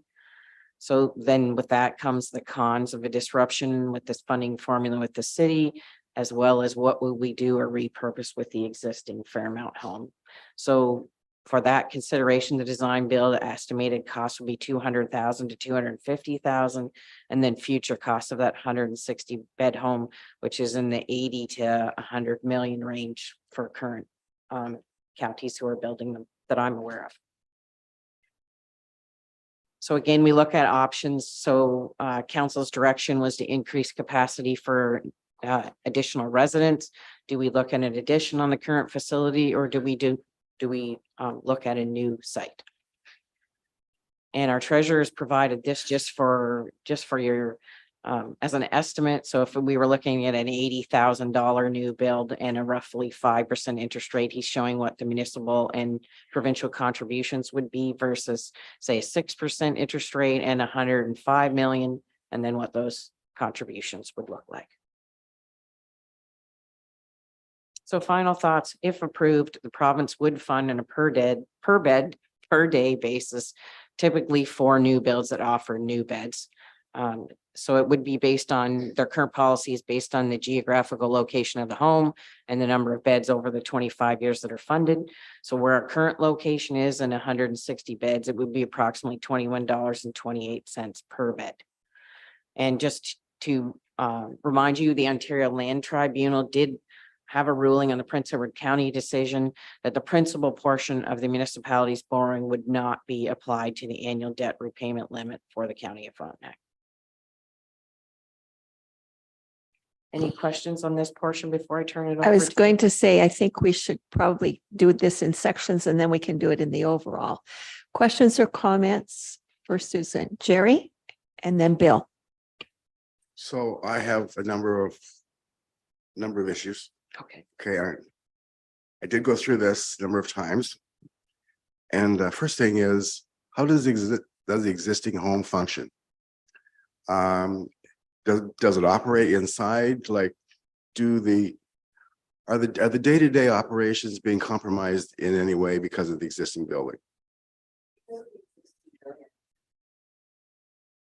Thought it was the existing building, I think from an IPAC concern and what we've experienced during the pandemic is to actually social distance the residents. Some of the spaces for their activities are small, for staff for certain. We've had, staff lunchrooms that may have previously provided a lunchroom area for 15 to 17 staff.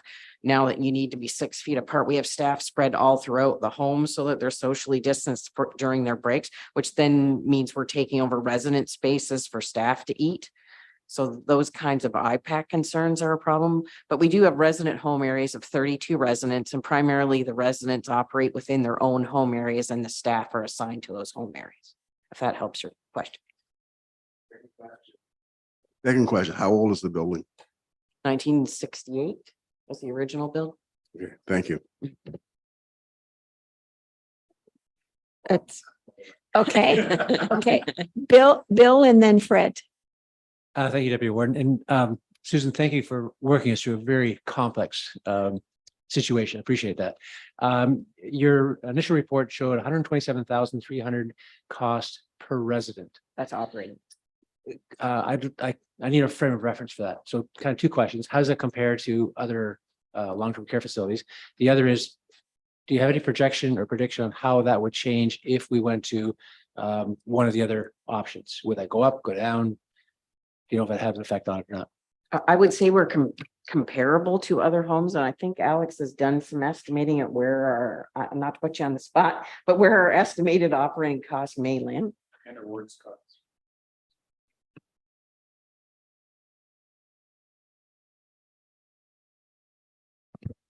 So just for the first question, the last study that we saw in terms of operating costs, we were roughly average, slightly above average in terms of operating costs. Again, apples to oranges, different size homes, hard to compare, but we're definitely within the realm of where everyone else is, I would say.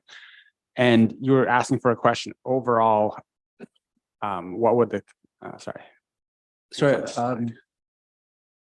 if I could, so the question was, can we look forward or forecast forward if we take any of the other options, 2, 3, or 4?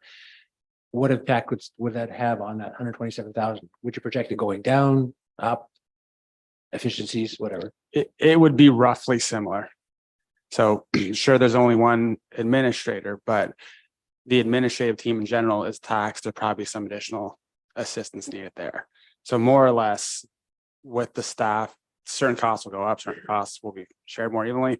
It'll be roughly the same would be the high level estimate. Okay, Fred? Yes, I was looking at the care hours, you got 3.77 hours. Is that improving over time, or is it going the other way? No, it is improving over time with the supplemental funding from the province of Ontario. The number of staff are increasing, so the hours are increasing to meet the goal of 4 hours of care by the March 31st, 2025. Just one other question. I was looking at option 3 and I see that all the cons for option 3 are really short-term things because they deal with construction and staffing and disruptions and things like that. And then I look at the positive parts. To me, I think that's just opinion. That's a better option. Because it's I think it's more cost effective. I appreciate your concerns. Staffing, I think, will remain a challenge for a few years, but I certainly appreciate what you're saying. Thank you. Ron? I guess I have a couple of why the number 160? Where did that number arbitrarily? I mean, almost everyone we heard that's doing a new build is going for the maximum, I guess. We Right. know the number's not going to go down here. No, resident home areas are typically in increments of 32. They could be different. I know some current models are looking at reducing the number of residents on a home area, so it feels more home-like. So instead of 32 residents dining in one dining area, maybe it's 16 or it's 8. So it gives you more of the feeling, which is something we might look at when design comes down the line. I think the 160 is just what we're seeing our peers do and sticking with those increments of the 32. So it's not, jumping from 128 to 264. Okay, because I was thinking that if you're gonna, let's say, option 4 comes out, when you're doing it, that's the time to be most cost effective. And I know these are technical things, but let's say we go with option 4. Can we leave offices for let's say the Cataraqui and the county and all those things standing and get rid of the rest? Does the auditorium, everything go then? That's certainly an option that could be considered. I know when the consultant originally looked at how we may repurpose Fairmount, there was suggestions of social housing. And I mean, there's other options. I think Frontenac Paramedics may present some options on how they could potentially utilize some of that space. So that may be coming as well for your consideration, or the decision could be to remove the current facility outside of the auditorium.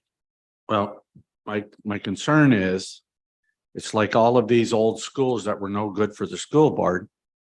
And all of a sudden they become new schools for private schools and they become all of these other functions. Well, if in our proposal, everybody's proposal, I'm not specifically saying you, it's way more cost effective to build new, then why are we keeping the old one and keeping it going and keeping it fixed and keeping doing everything when the whole plan is hinged on get rid of it, get rid of that cost and build new? So I always have trouble with, oh, well, let's keep it and we'll repurpose it. Well, we could have done that in the first place. So that's one that I have. The other question, and on the principle for borrowing, and let's say it ends up at 80 million. And you had to pay back 8 million a year. Who actually pays that? Is the county actually paying it on county taxation? No. So they would assume the debt. Yes. The municipal share would be shared between the city and the county. But in terms of our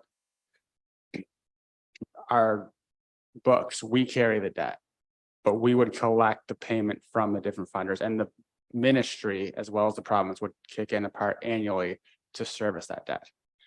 So say the payment's 8 million, we might only be paying 2, which is at a high level. And then the others will be paying us the other 6 to service that $8 million annual payment. And then when you said it has no impact on our borrowing, even though it's on our books, it's totally separate from how we run everything else day to day, or not? It says it has no impact on our borrowing if we take on the debt. From an annual repayment limit standpoint. Now, whether Okay. a creditor will view that the same way, that remains to be seen. Okay.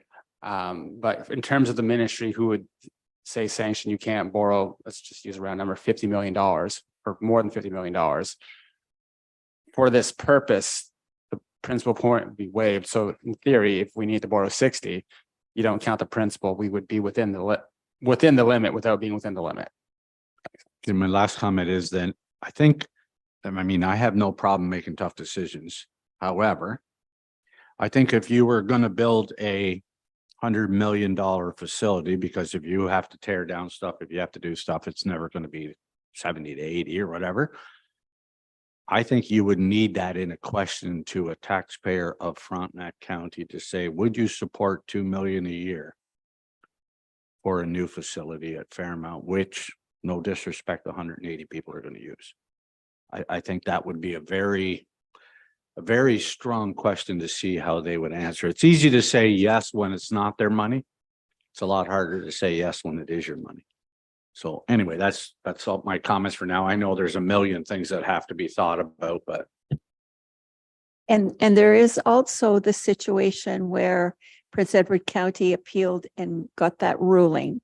But I think that ruling then needs to be put into law in order for us to benefit from that without taking them to court. Is that not the case, Alex?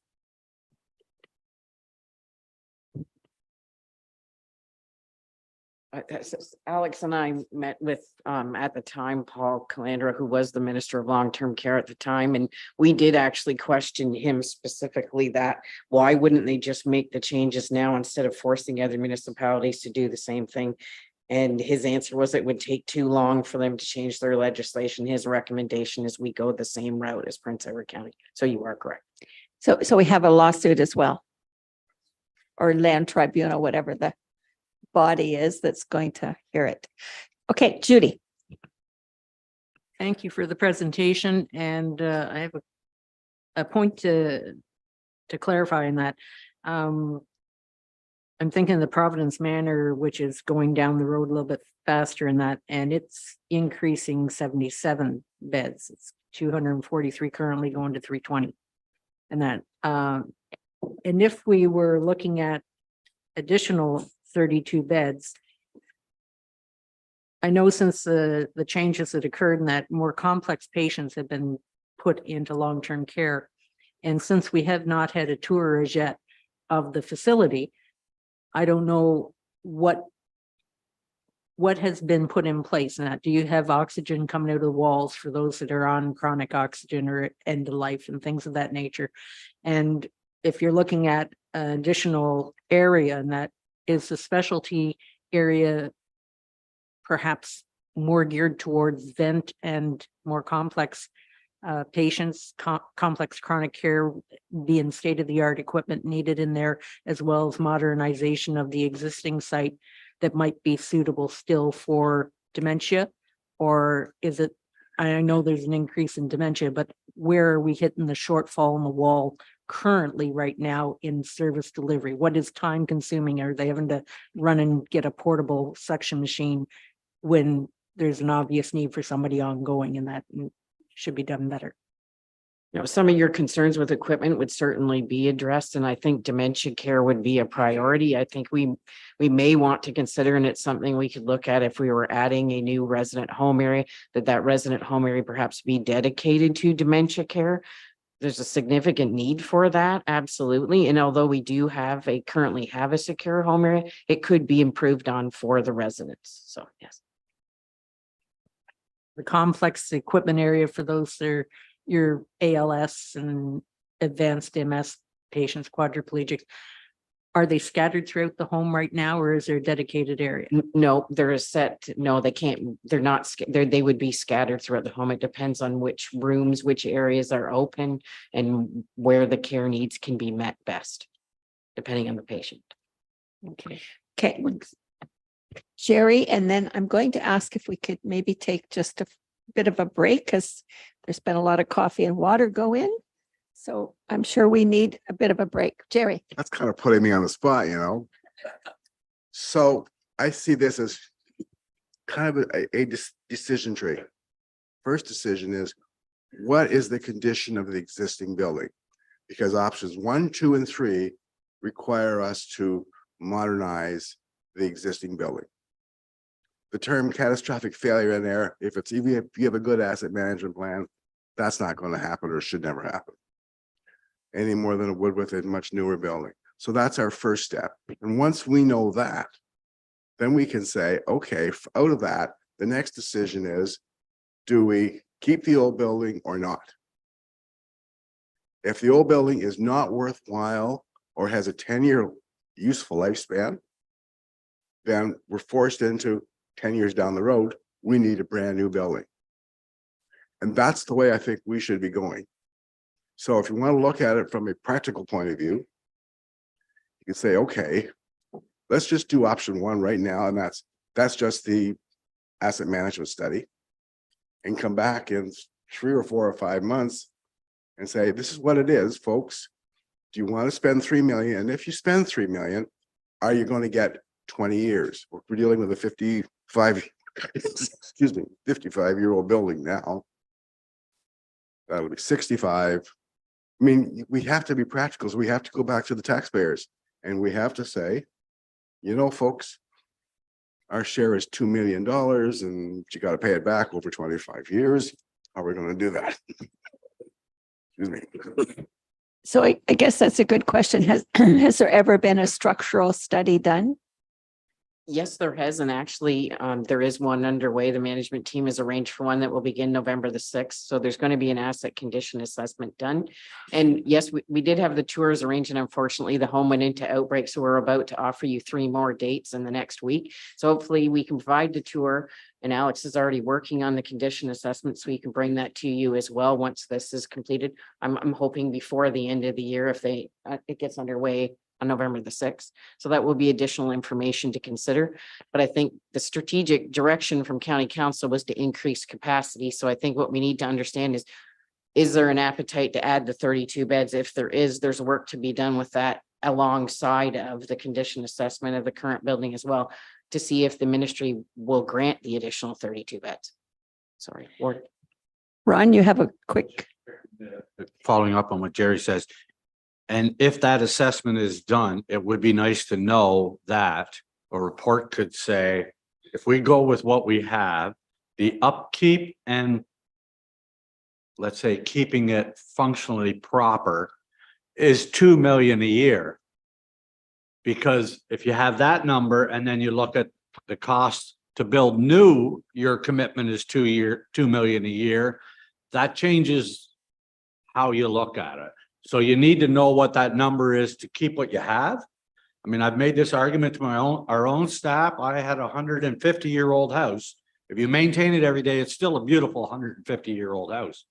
So I think it's important to have those numbers, then you can really make a decision on, wow, for 500,000 more, we've got 160 new bed facility. So I think that would be really important. We're going to take a 5 to 10 minute break, but the sooner we can come back, the better. Okay?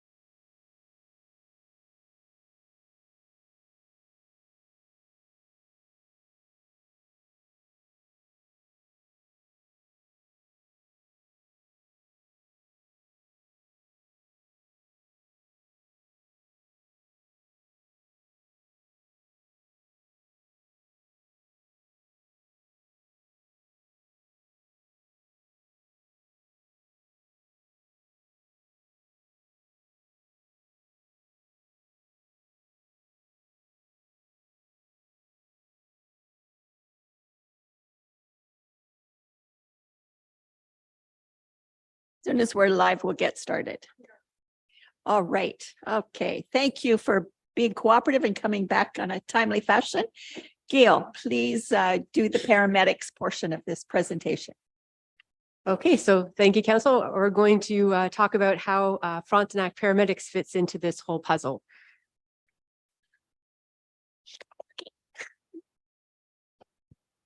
There we go. So just to highlight a few facts, Frontenac Paramedics attends more than 23,000 emergency calls per year with an operating budget of over $24 million. 87% of those calls are in the city of Kingston, and that budget staffs approximately 95 full-time and 60 part-time staff. And the budget shared between the province, who's currently paying about 47%, the city of Kingston 34%, and the county 19%. Another highlight is our community paramedicine program, who's now seen more than 5,000 visits and has currently seen more than 2,000 different clients, which is having a big impact on emergency response in our region. So these two projects may be connected. So we're going to look at how some of the options for Frontenac for Fairmount Home may affect Frontenac Paramedics, and what deciding, we're going to talk about the central book-on option for Frontenac Paramedics, which is something we've been looking at for a number of years. I just want to point out that if council makes a decision to not pursue the central book-on option, it isn't that we can then do nothing. We are still going to then need a headquarters. We have a lot of balls in the air right now. We don't have a permanent training facility based on the new admin building build. We've essentially outgrown our logistics department, so we're going to need space for that. And currently, for the last number of years, our administration and senior leadership team has all been divided between two separate locations at our logistics base and at headquarters. So we would be looking to bring them back together. We have our paramedic stations located throughout the county, as well as our logistics station at Fortune. Right now, Wolf Island is vacant, and we're anticipating the opening of our Battersea Road station early in 2024. But as I highlighted, we have our superintendents and our logistics staff at Fortune Crescent, and we have our performance standards, senior leadership, and basically administration at the headquarters on Battersea Road. There was an update of the Eastern Ontario Wardens Caucus report, and it confirmed that the costs and challenges that Frontenac are facing are in line with the rest of Eastern Ontario. It did validate that we have an increasing call volume and that offload delays are playing a significant role in our ability to respond in the community. As well, we rely on the ORH study that was completed in 2019. And the purpose of this study, it looked at our call data, made population projections, is able to recommend improved deployment models and where we should have stations and when additional resources will be required. You will see a proposal next week to update the ORH study based on the fact that we've seen such significant changes in our call volume, our offload delays, and different opportunities for station locations that have arisen. Some other important information is to keep in mind that the fastest growing parts of our service in terms of call volume are in the city of Kingston and South Frontenac. We are working with Kingston Fire and Rescue on the design of two new fire station paramedic base combinations. One is at Taylor Kidden Demers in the West End, which is looking to be constructed first, but it doesn't have enough land to accommodate any additional buildings such as a central book-on location or a headquarters. And the other location is on Railway Street, which is a little bit closer to downtown. It does potentially have a large enough site for additional build, but they currently have a building on there with a resident that has a contract until the end of 2025. So it would be sometime after that before they'd be looking to do any building on that location. We also own the land in the building at Palace Road that could be factored in as repurposed or divested. But over the coming years, it's going to need significant capital investment in order to maintain it as well. Right now, we've been provided with some free training space from our dispatch partners at CAC, but we have no long-term commitments and no guarantee that we would be able to stay there in the future. So we are still looking for training areas. And we are also hoping to be adding additional resources in 2024. So going back to the growth and demographics in the city. So the ORH study showed the growth in the city of Kingston and particularly in the West End is mostly seniors. There's been the creation of 3 more seniors residents. As seniors are more than 50% of our call volume, the more we increase seniors, the higher our call volume is going to get. And they are the most frequent users. So if we don't address these call volumes, particularly with the seniors in the city, then rural response is also going to be compromised, because when all the trucks in the city are doing calls, then we pull up from the other townships to respond to calls in the city. So there's a number of challenges. Council had expressed interest in seeing the budget increases smoothed out. So we did implement a couple of years ago an increased levy for that purpose, but it has not been enough to cover what the increases that we're seeing. Our call volume is rising faster than we expected. Frontenac's budget is approximately 79% staffing costs. So in order to decrease our budget in any way, you'd have to be removing resources, which is not feasible under the current conditions. And any of the quick sort of fixes and wins that were recommended by the ORH study have already been implemented. So we have our increasing demand, and we are, looking at things like community paramedicine and how it can impact our call volume. We are seeing it expand, but we're also seeing seniors increase. And when we're looking at location for bases, land in the city is obviously very expensive, and that's where most of our call volume is. So that's why we're pursuing partnerships with the city so that we can maximize, building a fire station and a paramedic station on the same location. And another significant issue is that building code requires post-disaster standard for paramedic stations, which drives up the cost of construction and doesn't allow us to move into existing buildings that might just be available and open.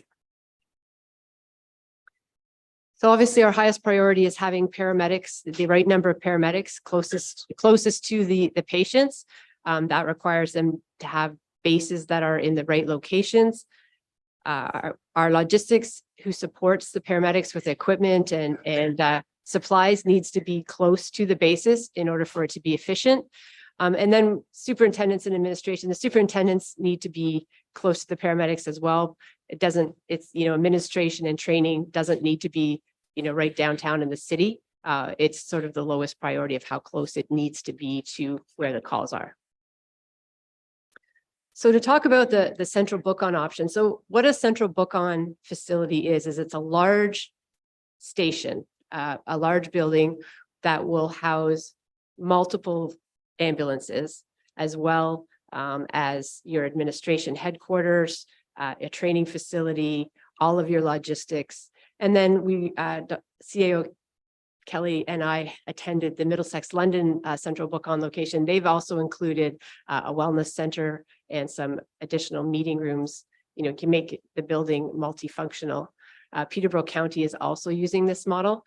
So how it works is the paramedics all book on at the central area at the start of their shift, and then are deployed out to where the posts and where the highest call volumes are. Do they take their ambulances from there? Yes. So it means you need less stations to house ambulances?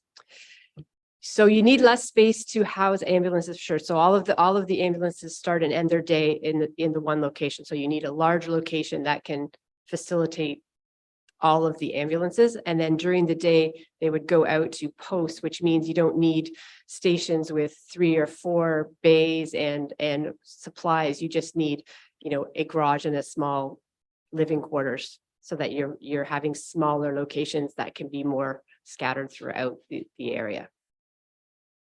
So what Frontenac has now is essentially the distributed model. So paramedics report to individual bases. That ambulance comes and goes from that base at the start and end of shift and in between every call. The superintendents are located at a separate area in an office, and then they go out through the day trying to connect with the paramedics. And administration is completely separate. And we have a separate training facility. So 2 or 3 times a year, the paramedics are all brought to the location for training. And they don't see the training staff or the superintendents necessarily on a daily basis. If you're looking at the centralized book-on model, which is a potentially really beneficial option for Frontenac paramedics.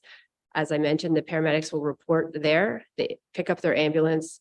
There's a lot of logistics efficiencies because as the trucks come in, the logistics team doesn't have to go out to all the bases and drop off equipment and make sure it's not expiring and everything's up to date. The paramedics come in, the truck can be quickly reloaded with the correct equipment, goes back out, and it's a very efficient model that way. Community paramedicine would also be included in this whole central book-on model and fully integrated into our deployment. And in terms of training, you know, the paramedics would touch base at the start and end of every shift with the superintendent. So if there was, you know, important information bulletins, new pieces of equipment there, it's easy and quick to provide that education as opposed to having to bring them to a separate location a few times a year. With the current model, with land being more expensive, having to build larger bases is obviously more expensive than building the smaller posts. The start and end point is fixed for each paramedic. Logistics has to travel to the bases to deliver equipment. And as I mentioned, the training is off-site. With the centralized model, you can build smaller, less expensive stations. The paramedics can be deployed as needed. So as Kelly mentioned, if there was something going on in one particular area, you could focus them there as opposed to everybody being at a set location. More efficient logistics. You're going to have your senior leadership and your superintendents at the same location where the paramedics are reporting every day. So improved communication and ability to meet with people without having to take them off the road for a period of time. And as you know, as I said, with training, having an opportunity to touch base on a regular basis would be beneficial. So we also looked at 4 options that are interrelated or not with Fairmount Home.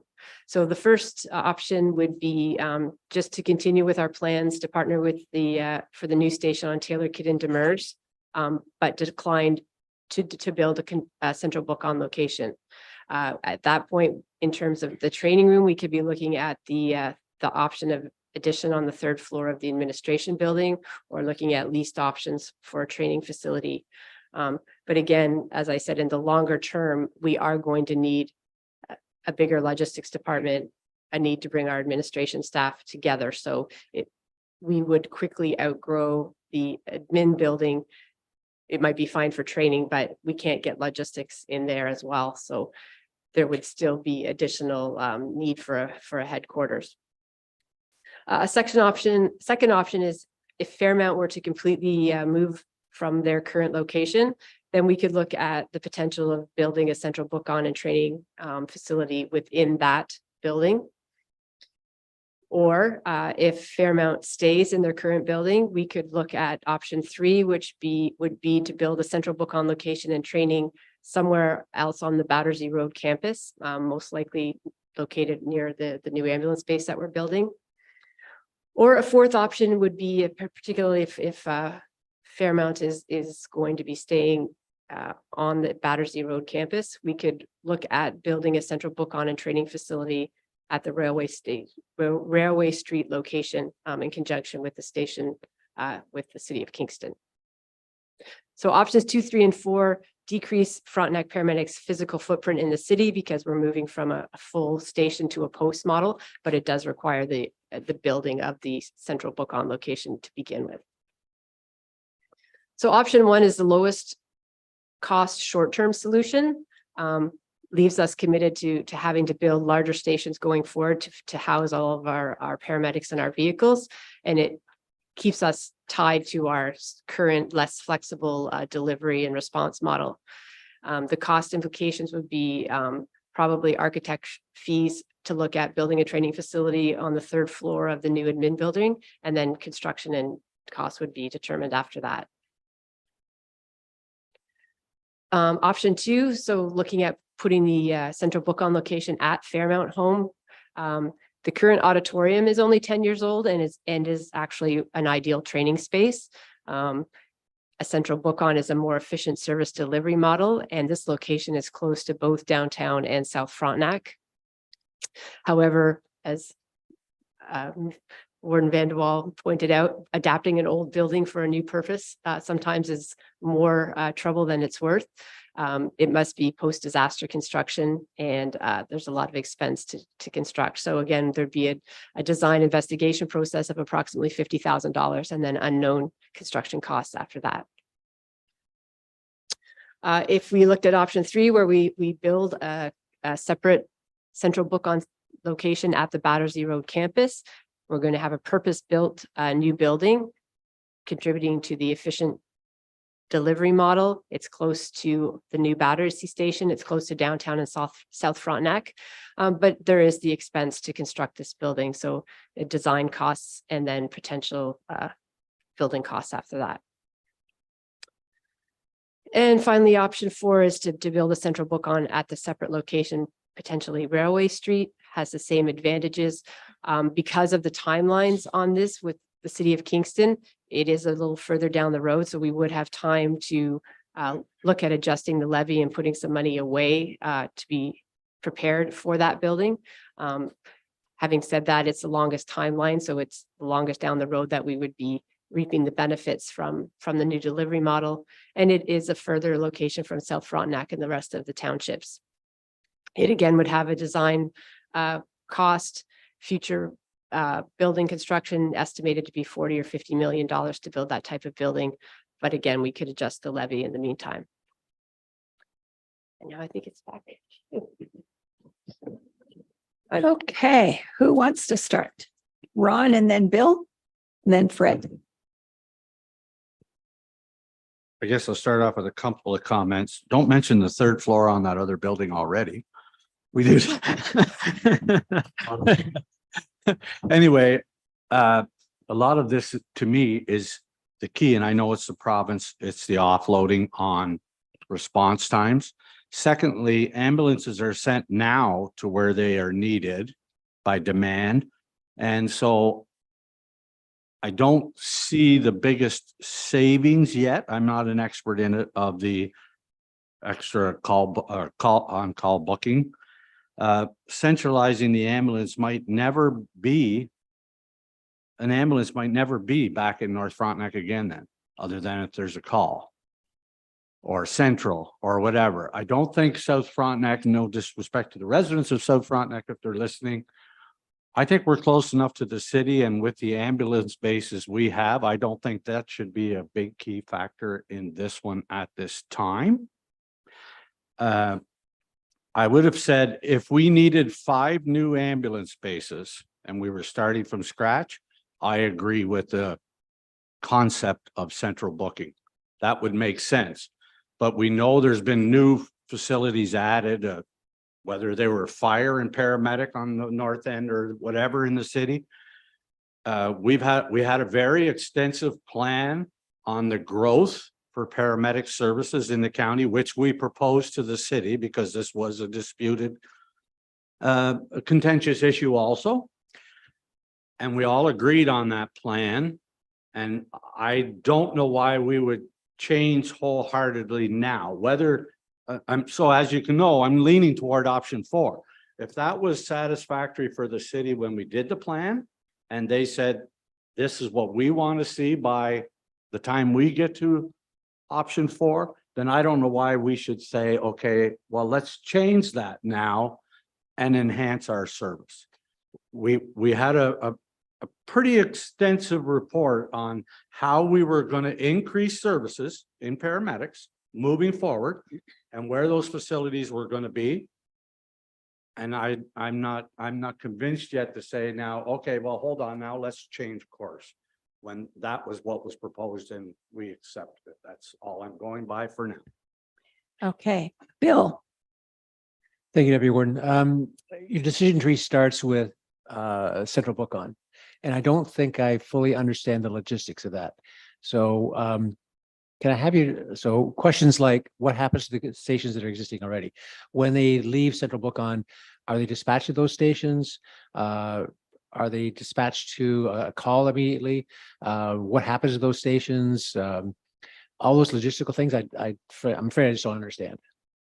Sure. So to clarify a point that the warden brought up, the central book on model that we would envision and that is actually being used similar in London and Peterborough wouldn't include the very north basis, because you're right, it wouldn't make sense to bring someone down from Robertsville and travel back and forth each day. So it would be this primarily for the city and Sydenham, that area that would be covered by the central book on.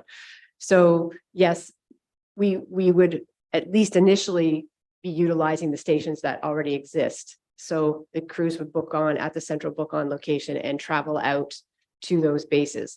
When we look ahead at having to build additional bases, which we would need to do under our current conditions now, because we have filled all of the bases that we have, instead of having to build stations that have 2 and 3 and 4 bays and areas for equipment storage and all of that, you can build a smaller footprint post where there's a single garage and a living quarters.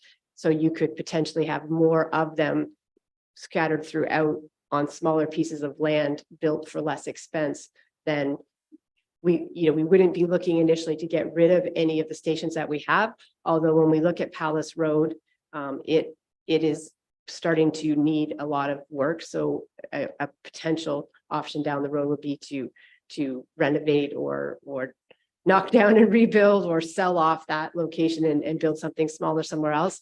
As well, we currently rent from the city a station at 15 and 401 that's also old and in need of a lot of work. So, we could vacate that station and potentially look at something more efficient and smaller also within the city. Okay, Brett. Yes, you've just about answered all my questions. But I'm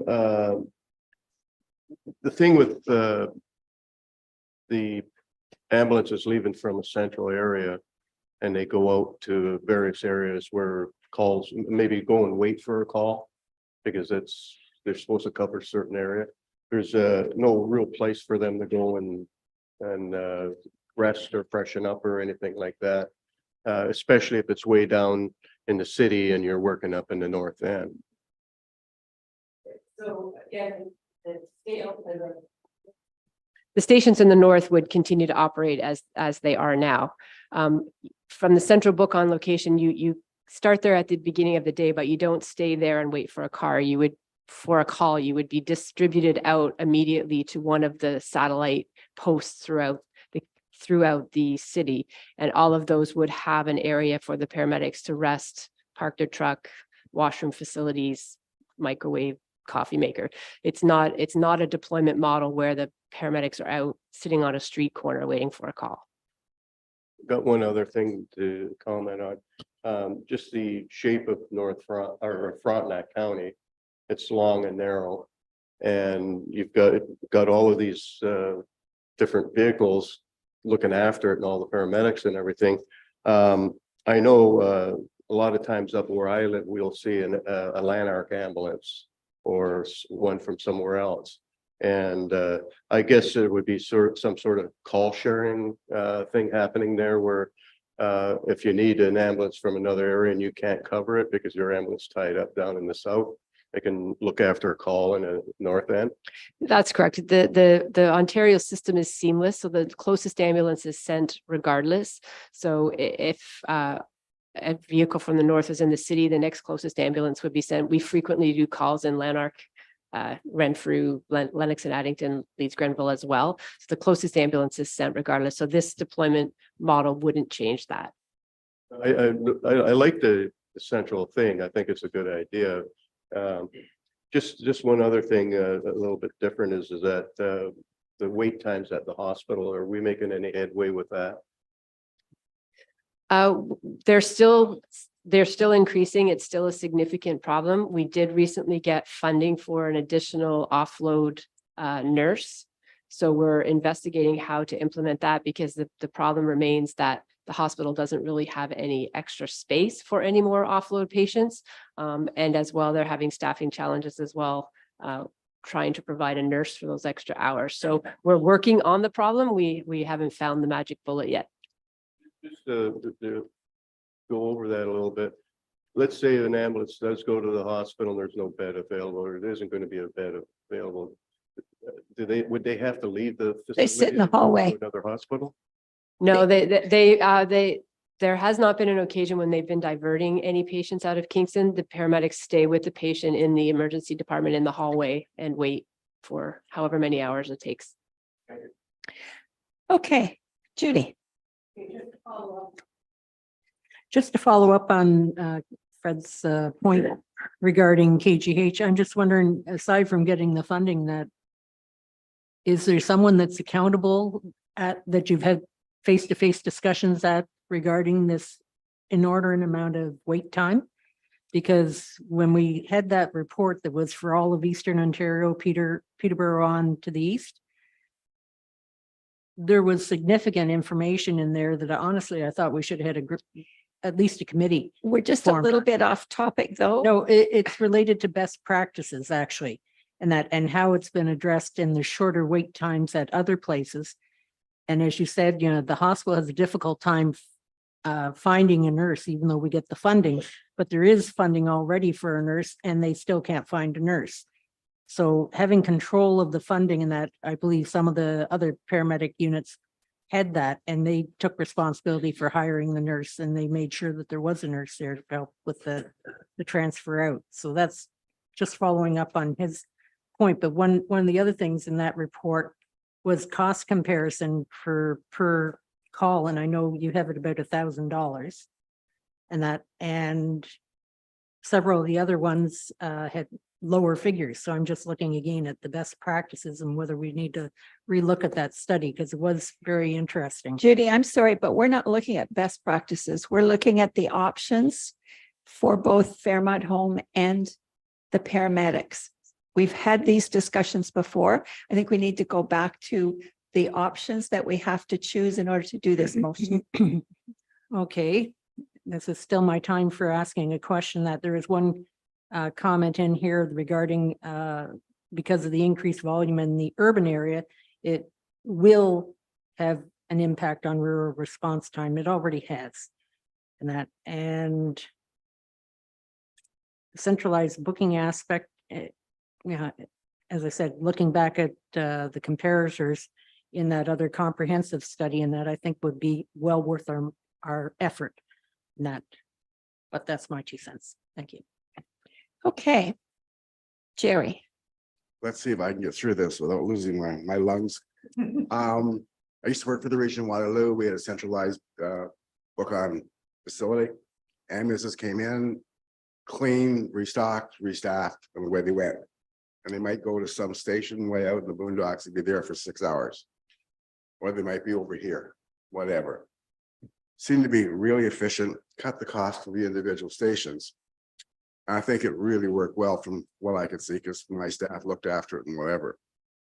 The problem with this is, what I gathered from Ron, we already have a distributed model that is in place. We have new facilities, more coming online, and then I'm looking at $40 to $50 million. And I don't know what the cost is to municipalities, but it's $40 to $50 million. Is there a way we, are there other options? Post-disaster construction or not, we're looking at, say, $100 million for a long-term care facility and $50 million for an ambulance facility, same taxpayer. That's just my thoughts. Okay, and we are looking at a motion that will be requesting an option today. Respond. Yes, go ahead. The Kelly. best model for us isn't necessarily to build, it's to lease, and the province will pick up their share of it. So option 4 railway, the city would build it similar to what they've done at Woodbine. We lease it and the province pays their 47% of the lease. And then it gets shipped. So it wouldn't be $50 million debt on us. It would be if we built on our own site. The issue with the current bases is that, yes, we have a new base and we're planning some more, but we've also got Highway 15 and Palace Road, which is a four-bay base. That is a significant asset that could be disposed of and be on a smaller footprint. We know a 2-bay base in current post-pandemic or pre-pandemic dollars is about $3 million without the land. So that's what we're paying for Battersea Road. If you can reduce that footprint, the savings aren't immediate, but every time you put up a post, you're going to save 30 to 40% of that building cost. Bill had his hand up and Ron, and then we're going to deal with a motion. Thank you, Chief. I'm going back to the central book on. So in my mind, there's two components to this, so bear with me. One is the improved service. You do this because you're improving service, ambulance is ready to go, everything else. The other piece that you've mentioned is the administrative portion of it, training, admin staff together and everything else, right? But so I guess I'm trying to determine, can we get the service benefits of Central Book on without the building and forego the advantage of having admin staff together? I apologize if that question is not clear. I'll maybe my answer will be whether I understood the question or not. So we're going to need to move logistics regardless. They've outgrown the space that they're in. So whether that looks like, leasing a larger space than they have right now, and we also have to find a training facility. So whether that's building onto the 3rd floor of the new building or leasing something else. So having a central book on location would bring all of those things together in one location. So you're not looking at separate leasing arrangements for logistics, separate leasing for training. And the benefit of having a headquarters where all of our admin team is together is beneficial. It's not essential. We could continue to operate out of, but again, we've got staff in the lease space at logistics. We have staff at the county building. So again, it would be bringing everybody in one location. So all of those individual expenses would be eliminated. Okay, Ron? And I'm not saying that might not be an advantage for staff collaboration. We have 4 public works yards and we would be really silly to bring them all to one because of geography. So if central booking saves time but still have to sit at the hospital, it's irrelevant. It doesn't make sense. So until that part's fixed, and because I supported the long range, I'm supporting option 4 only. Which brings us to the motion that is up on the screen. We need a mover and seconder, but we also need you to suggest an option. So first, we're going to, because we're in committee management of Fairmount Home, you're going to deal with the recommendation for Fairmount Home first. I do have a motion with a mover and a seconder, but it will require an amendment to the motion to choose an option, if that makes sense to everybody. So the first motion is moved by Councillor Fowler, seconded by Councillor Lichty, that the Council of the County of Frontenac begin the implementation of strategic planning priority 3 for Fairmount Home by directing staff to investigate the implementation of, and then you're going to need an option as described in report 2003-111. So we now require a motion to amend that to insert an option.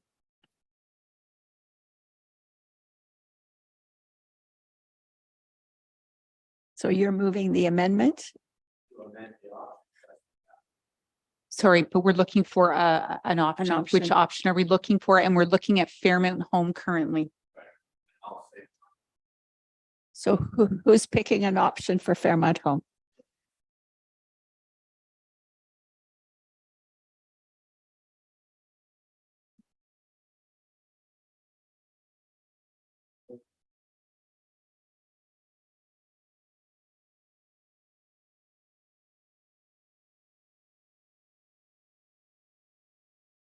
Your mic's not on, first of all. And secondly, is your amendment to do the work that's being done to bring back a cost before we deal with an option? Yes, Or what the assessment of the Fine. building was? So maybe priority 3 was just how it was listed in the strategic plan. The 4 options are up there, and what we're looking for is option 1, 2, 3, or 4. option 3, Option modernize current site and Yeah. add 32 beds. Okay, And that's the middle of the road, and we can go either way once we know where that is. okay, so Jerry and Fred are the mover and seconder. So is there an amendment? So the amendment is that the motion be amended to insert option 3, that namely being modernize the current site at 32 beds for a total of 160 beds. Run, Discussion, right? discussion, yes. I would like to see those figures from staff about what it costs to stay there. If it costs $500,000 more a year to build new, what the long-term operating costs are, those things before I would support option 3, because those numbers might tell us, well, why would we even bother and go to 4? Will they not be part of this research? Yeah, that'll be part of the entire research. So we'll come back to you in a couple of months or a few months when we get the So it doesn't matter if we condition assessment. support 3, that information's coming. correct. And the support can change based on numbers. Jerry, My last comment, obviously that cough candy work, thank you. I really think we are, I'll stay with the option. But my comment is, I think we are ahead of ourselves here. We have a lot, we are ahead of ourselves. We have a lot more homework to do before we start picking whether we're going to stay, add, or build. So that's just my comment. I also like your comment that this is the landing spot that allows us to go either way. If council selects the do nothing option, then we don't really have a place to go. We'll just get the condition assessment. If we select option 3, we'll have the condition assessment. We'll do a preliminary report on what that looks like and what those costs are, and council can make a decision. You could still fall back to do nothing. You could still move on to building on a new site, but that would give staff direction to investigate that fully. That's why I selected option 3. Yeah. I don't think we're ahead of ourselves, but Yes, I agree with what's just said. I think we have to know where the building condition is at right now and what the future of it is. And I'll go option number 3.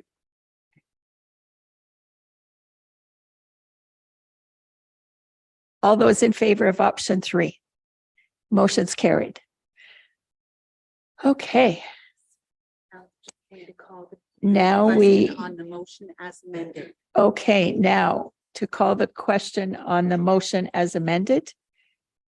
Moved by, Sorry, that was moved by Councillor Fowler and seconded by Councillor Lichty, that Council of the County of Frontenac begin the implementation of strategic planning priority 3 for Fairmount Home by directing staff to investigate the implementation of option 3, namely modernize the current site, add 32 beds for a total of 160 beds, as described in report 2023-111. any discussion? All those in favor? Carried. And now what are we doing?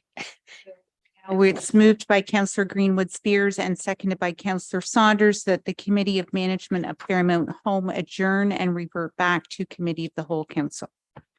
Discussion? All those in favor? Carried.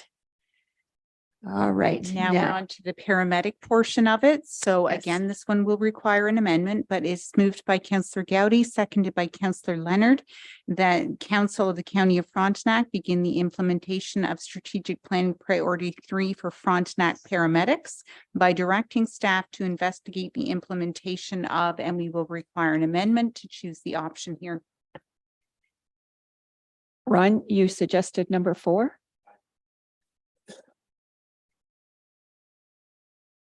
Who moved it and seconded it? Ron and? Oh, who did you just read moved and seconded? Sorry, the mover and seconder was just to put the original motion on the floor. We're now looking at the amendment. So if Warden Van de Wal is moving an amendment to implement option 4, we just need a seconder for that. Judy, are you seconded that? Okay. Okay. If there's another option, do we? One at a time? Well, this amendment is on the floor currently. We can discuss the amendment and vote it up or down or put. Yeah. Yes, and we have an amendment.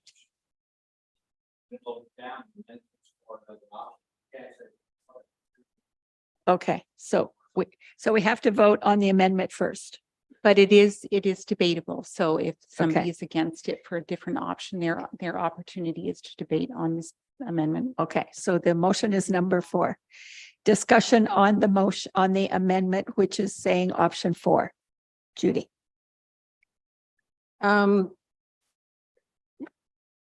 Option 2 in that identifies we can make use of the auditorium at the Fairmont home. And it's ideal for training spaces and efficient service delivery model. It seems like a more viable option at this point in time and cost effective. So that's compared to the option 4, which has a longer timeline and a potential lease with the city of Kingston. This one here, I can see taking advantage of that in a very short time frame. And if that suits the needs of But that option is only available if Fairmount moves, and we just voted to have Fairmount That's- stay. well, we're waiting on numbers. It's still in flux, right? Waiting on numbers because we took the middle of the road option. We are waiting on numbers, but I think the general census is that it will either. So the auditorium it's a mutually exclusive. It either goes all for paramedics and can't be utilized by Fairmont. Okay, that didn't say that. Okay, so we're voting then on option 4. Okay. The amendment. All those in favor? Opposed? Motion's carried. Now the original motion. So again, it's moved by Councillor Gowdy, seconded by Councillor Leonard, that the Council of the County of Frontenac begin the implementation of strategic planning priority 3 for Frontenac paramedics by directing staff to investigate the implementation of option 4, that being pursue partnership with the city of Kingston at Railway Street for a central book-on station, as described in report 2003-111. Any discussion? Fred? Yes. All those in favor? Opposed? Carried. All right, now we are at corporate services. We have a motion. Moved by Councillor Fowler, seconded by Warden Van de Wal, that the Council of the County of Frontenac accept the Corporate Services Finance Appointment of Auditor Report, and further that the Council of the County of Frontenac authorize the appointment of the audit firm KPMG LLP as auditor for the financial reporting years of 2023 to 2027. And finally, that a bylaw be introduced by the clerk later in the meeting to confirm this appointment. Any discussion? All those in favor? Motion's carried. Information reports. Oh, I support it. Did we do a tender on this here for all of Frontenac County? You know that? Yeah, It was a joint procurement? it was joint, but each township / county could pick a different firm if they wanted to. Right. So I would assume the efficient part was everybody to obviously. Yeah. Because the reason I'm saying that, we approved it last night for the same company, so I assume that that's what was happening. Yeah. Which is what we should be doing. Yes. Thank you. Working together. All right. Information reports. None. Reports of the Planning and Economic Advisory Committee.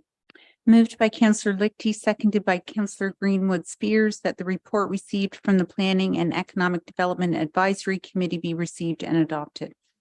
Any discussion? All those in favor? Carried. And the, oh, bless you. Planning and Economic Development Official Plan Amendment. That's, we just carried we did, okay, we did all of that. All right, report of the Administration Committee, return to council. So, sorry, moved by Counselor Saunders, seconded by sorry. Counselor Gaudy, that the report received from the Administration Committee be received and adopted.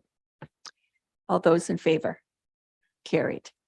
And we have one from the Administration Committee. Yes, they just carried that. This one with the names? That's their report. So they Oh, just carried. okay. All right. So return to council. So moved by Counselor Leonard and seconded by Counselor Fowler, that council revert from committee of the whole council to council. All those in favor? Carried. I don't care. Want to stay there? Don't matter to me. Adoption of the report of committee of the whole. Moved by Deputy Warden Smith, seconded by Counselor Lichty, that the report of the committee of the whole council be adopted and that the necessary actions or bylaws be enacted. Any questions? All in favor? Carried. So through you, Warden Vanderwall, with this notice of motion, I'll just read the resolve clause. Now therefore be it resolved, moved by Deputy Warden Smith, seconded by Counselor Lichty. Now therefore be it resolved that the Council of the County of Frontenac supports the call of the Association of Municipalities of Ontario for the Government of Ontario to introduce legislations to strengthen municipal codes of conduct and compliance with them in consultation with municipal governments, and further that the legislation encompass the Association of Municipalities of Ontario's recommendation for updating municipal codes of conduct to account for workplace safety and harassment, creating a flexible administrative penalty regime adapted by the local economic and financial circumstances of municipalities across Ontario, increasing training of municipal integrity commissioners to enhance consistency of investigations and recommendations across the province, allowing municipalities to apply to a member of the judiciary to remove a sitting member if recommended through the report of a municipal integrity commissioner, and finally prohibit a member so removed from sitting for election in the term of removal and the subsequent term of office.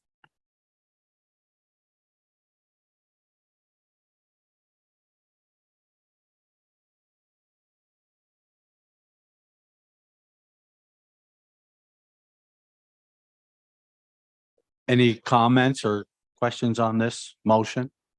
Did you need to speak to it or anything? These are fine. Sorry. All in favor? Carry. And we are at anyone giving notices of motion? Seeing none. Communications, are there any questions or anything on that for staff or anything? Nothing? Other businesses? I do have a couple of comments, but I don't know where we can do that because we doesn't actually have a line if anybody has an announcement or a comment, but I can do that. Okay. I did the closing ceremonies for Open Farms last Saturday at Market Square. They had 140 tickets and they said they sold out for it. It was a good event that actually probably had mostly city residents there. So it was a good mix of people there. Actually, I don't want to say the best food, but the military really helped out. They set all the tents up, they tore down everything, they did everything for Open Farms. And they had their infield food truck there. And boy, was that food good. I couldn't believe it. It was, it was busy there too, but it was really good. So anyway, the closing ceremonies, and it was sponsored by Hardington Equipment, and they donated a lawnmower that was raffled off for the United Way. So that was quite something. But anyway, it was a good event, and that was the closing ceremonies. The other announcement I have is if anybody's so interested, on Saturday at 3 o'clock, we're opening our latest and biggest fire hall, I guess, on Battersea Road. If anybody wants to come, that'd be great.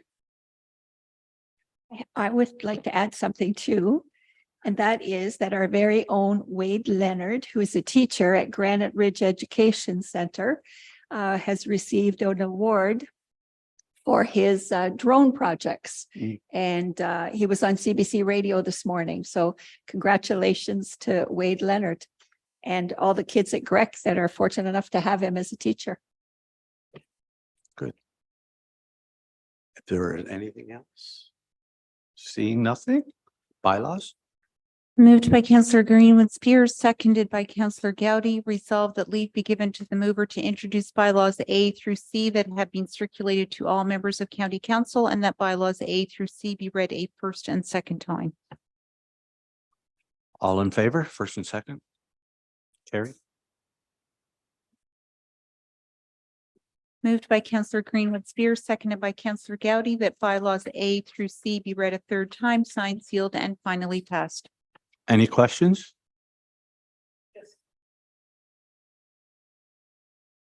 Just catching up on that one, there's a bylaw regarding the official plan for the communal services, including that. Is that number C? That is bylaw A, which is A. to amend the County of Frontenac official plan. Okay, thank you. Any other questions? Seeing none, all in favor? Carrie? Moved by Councillor Saunders, seconded by Councillor Leonard, that the meeting hereby adjourn at 12:26 PM. Anyone opposed?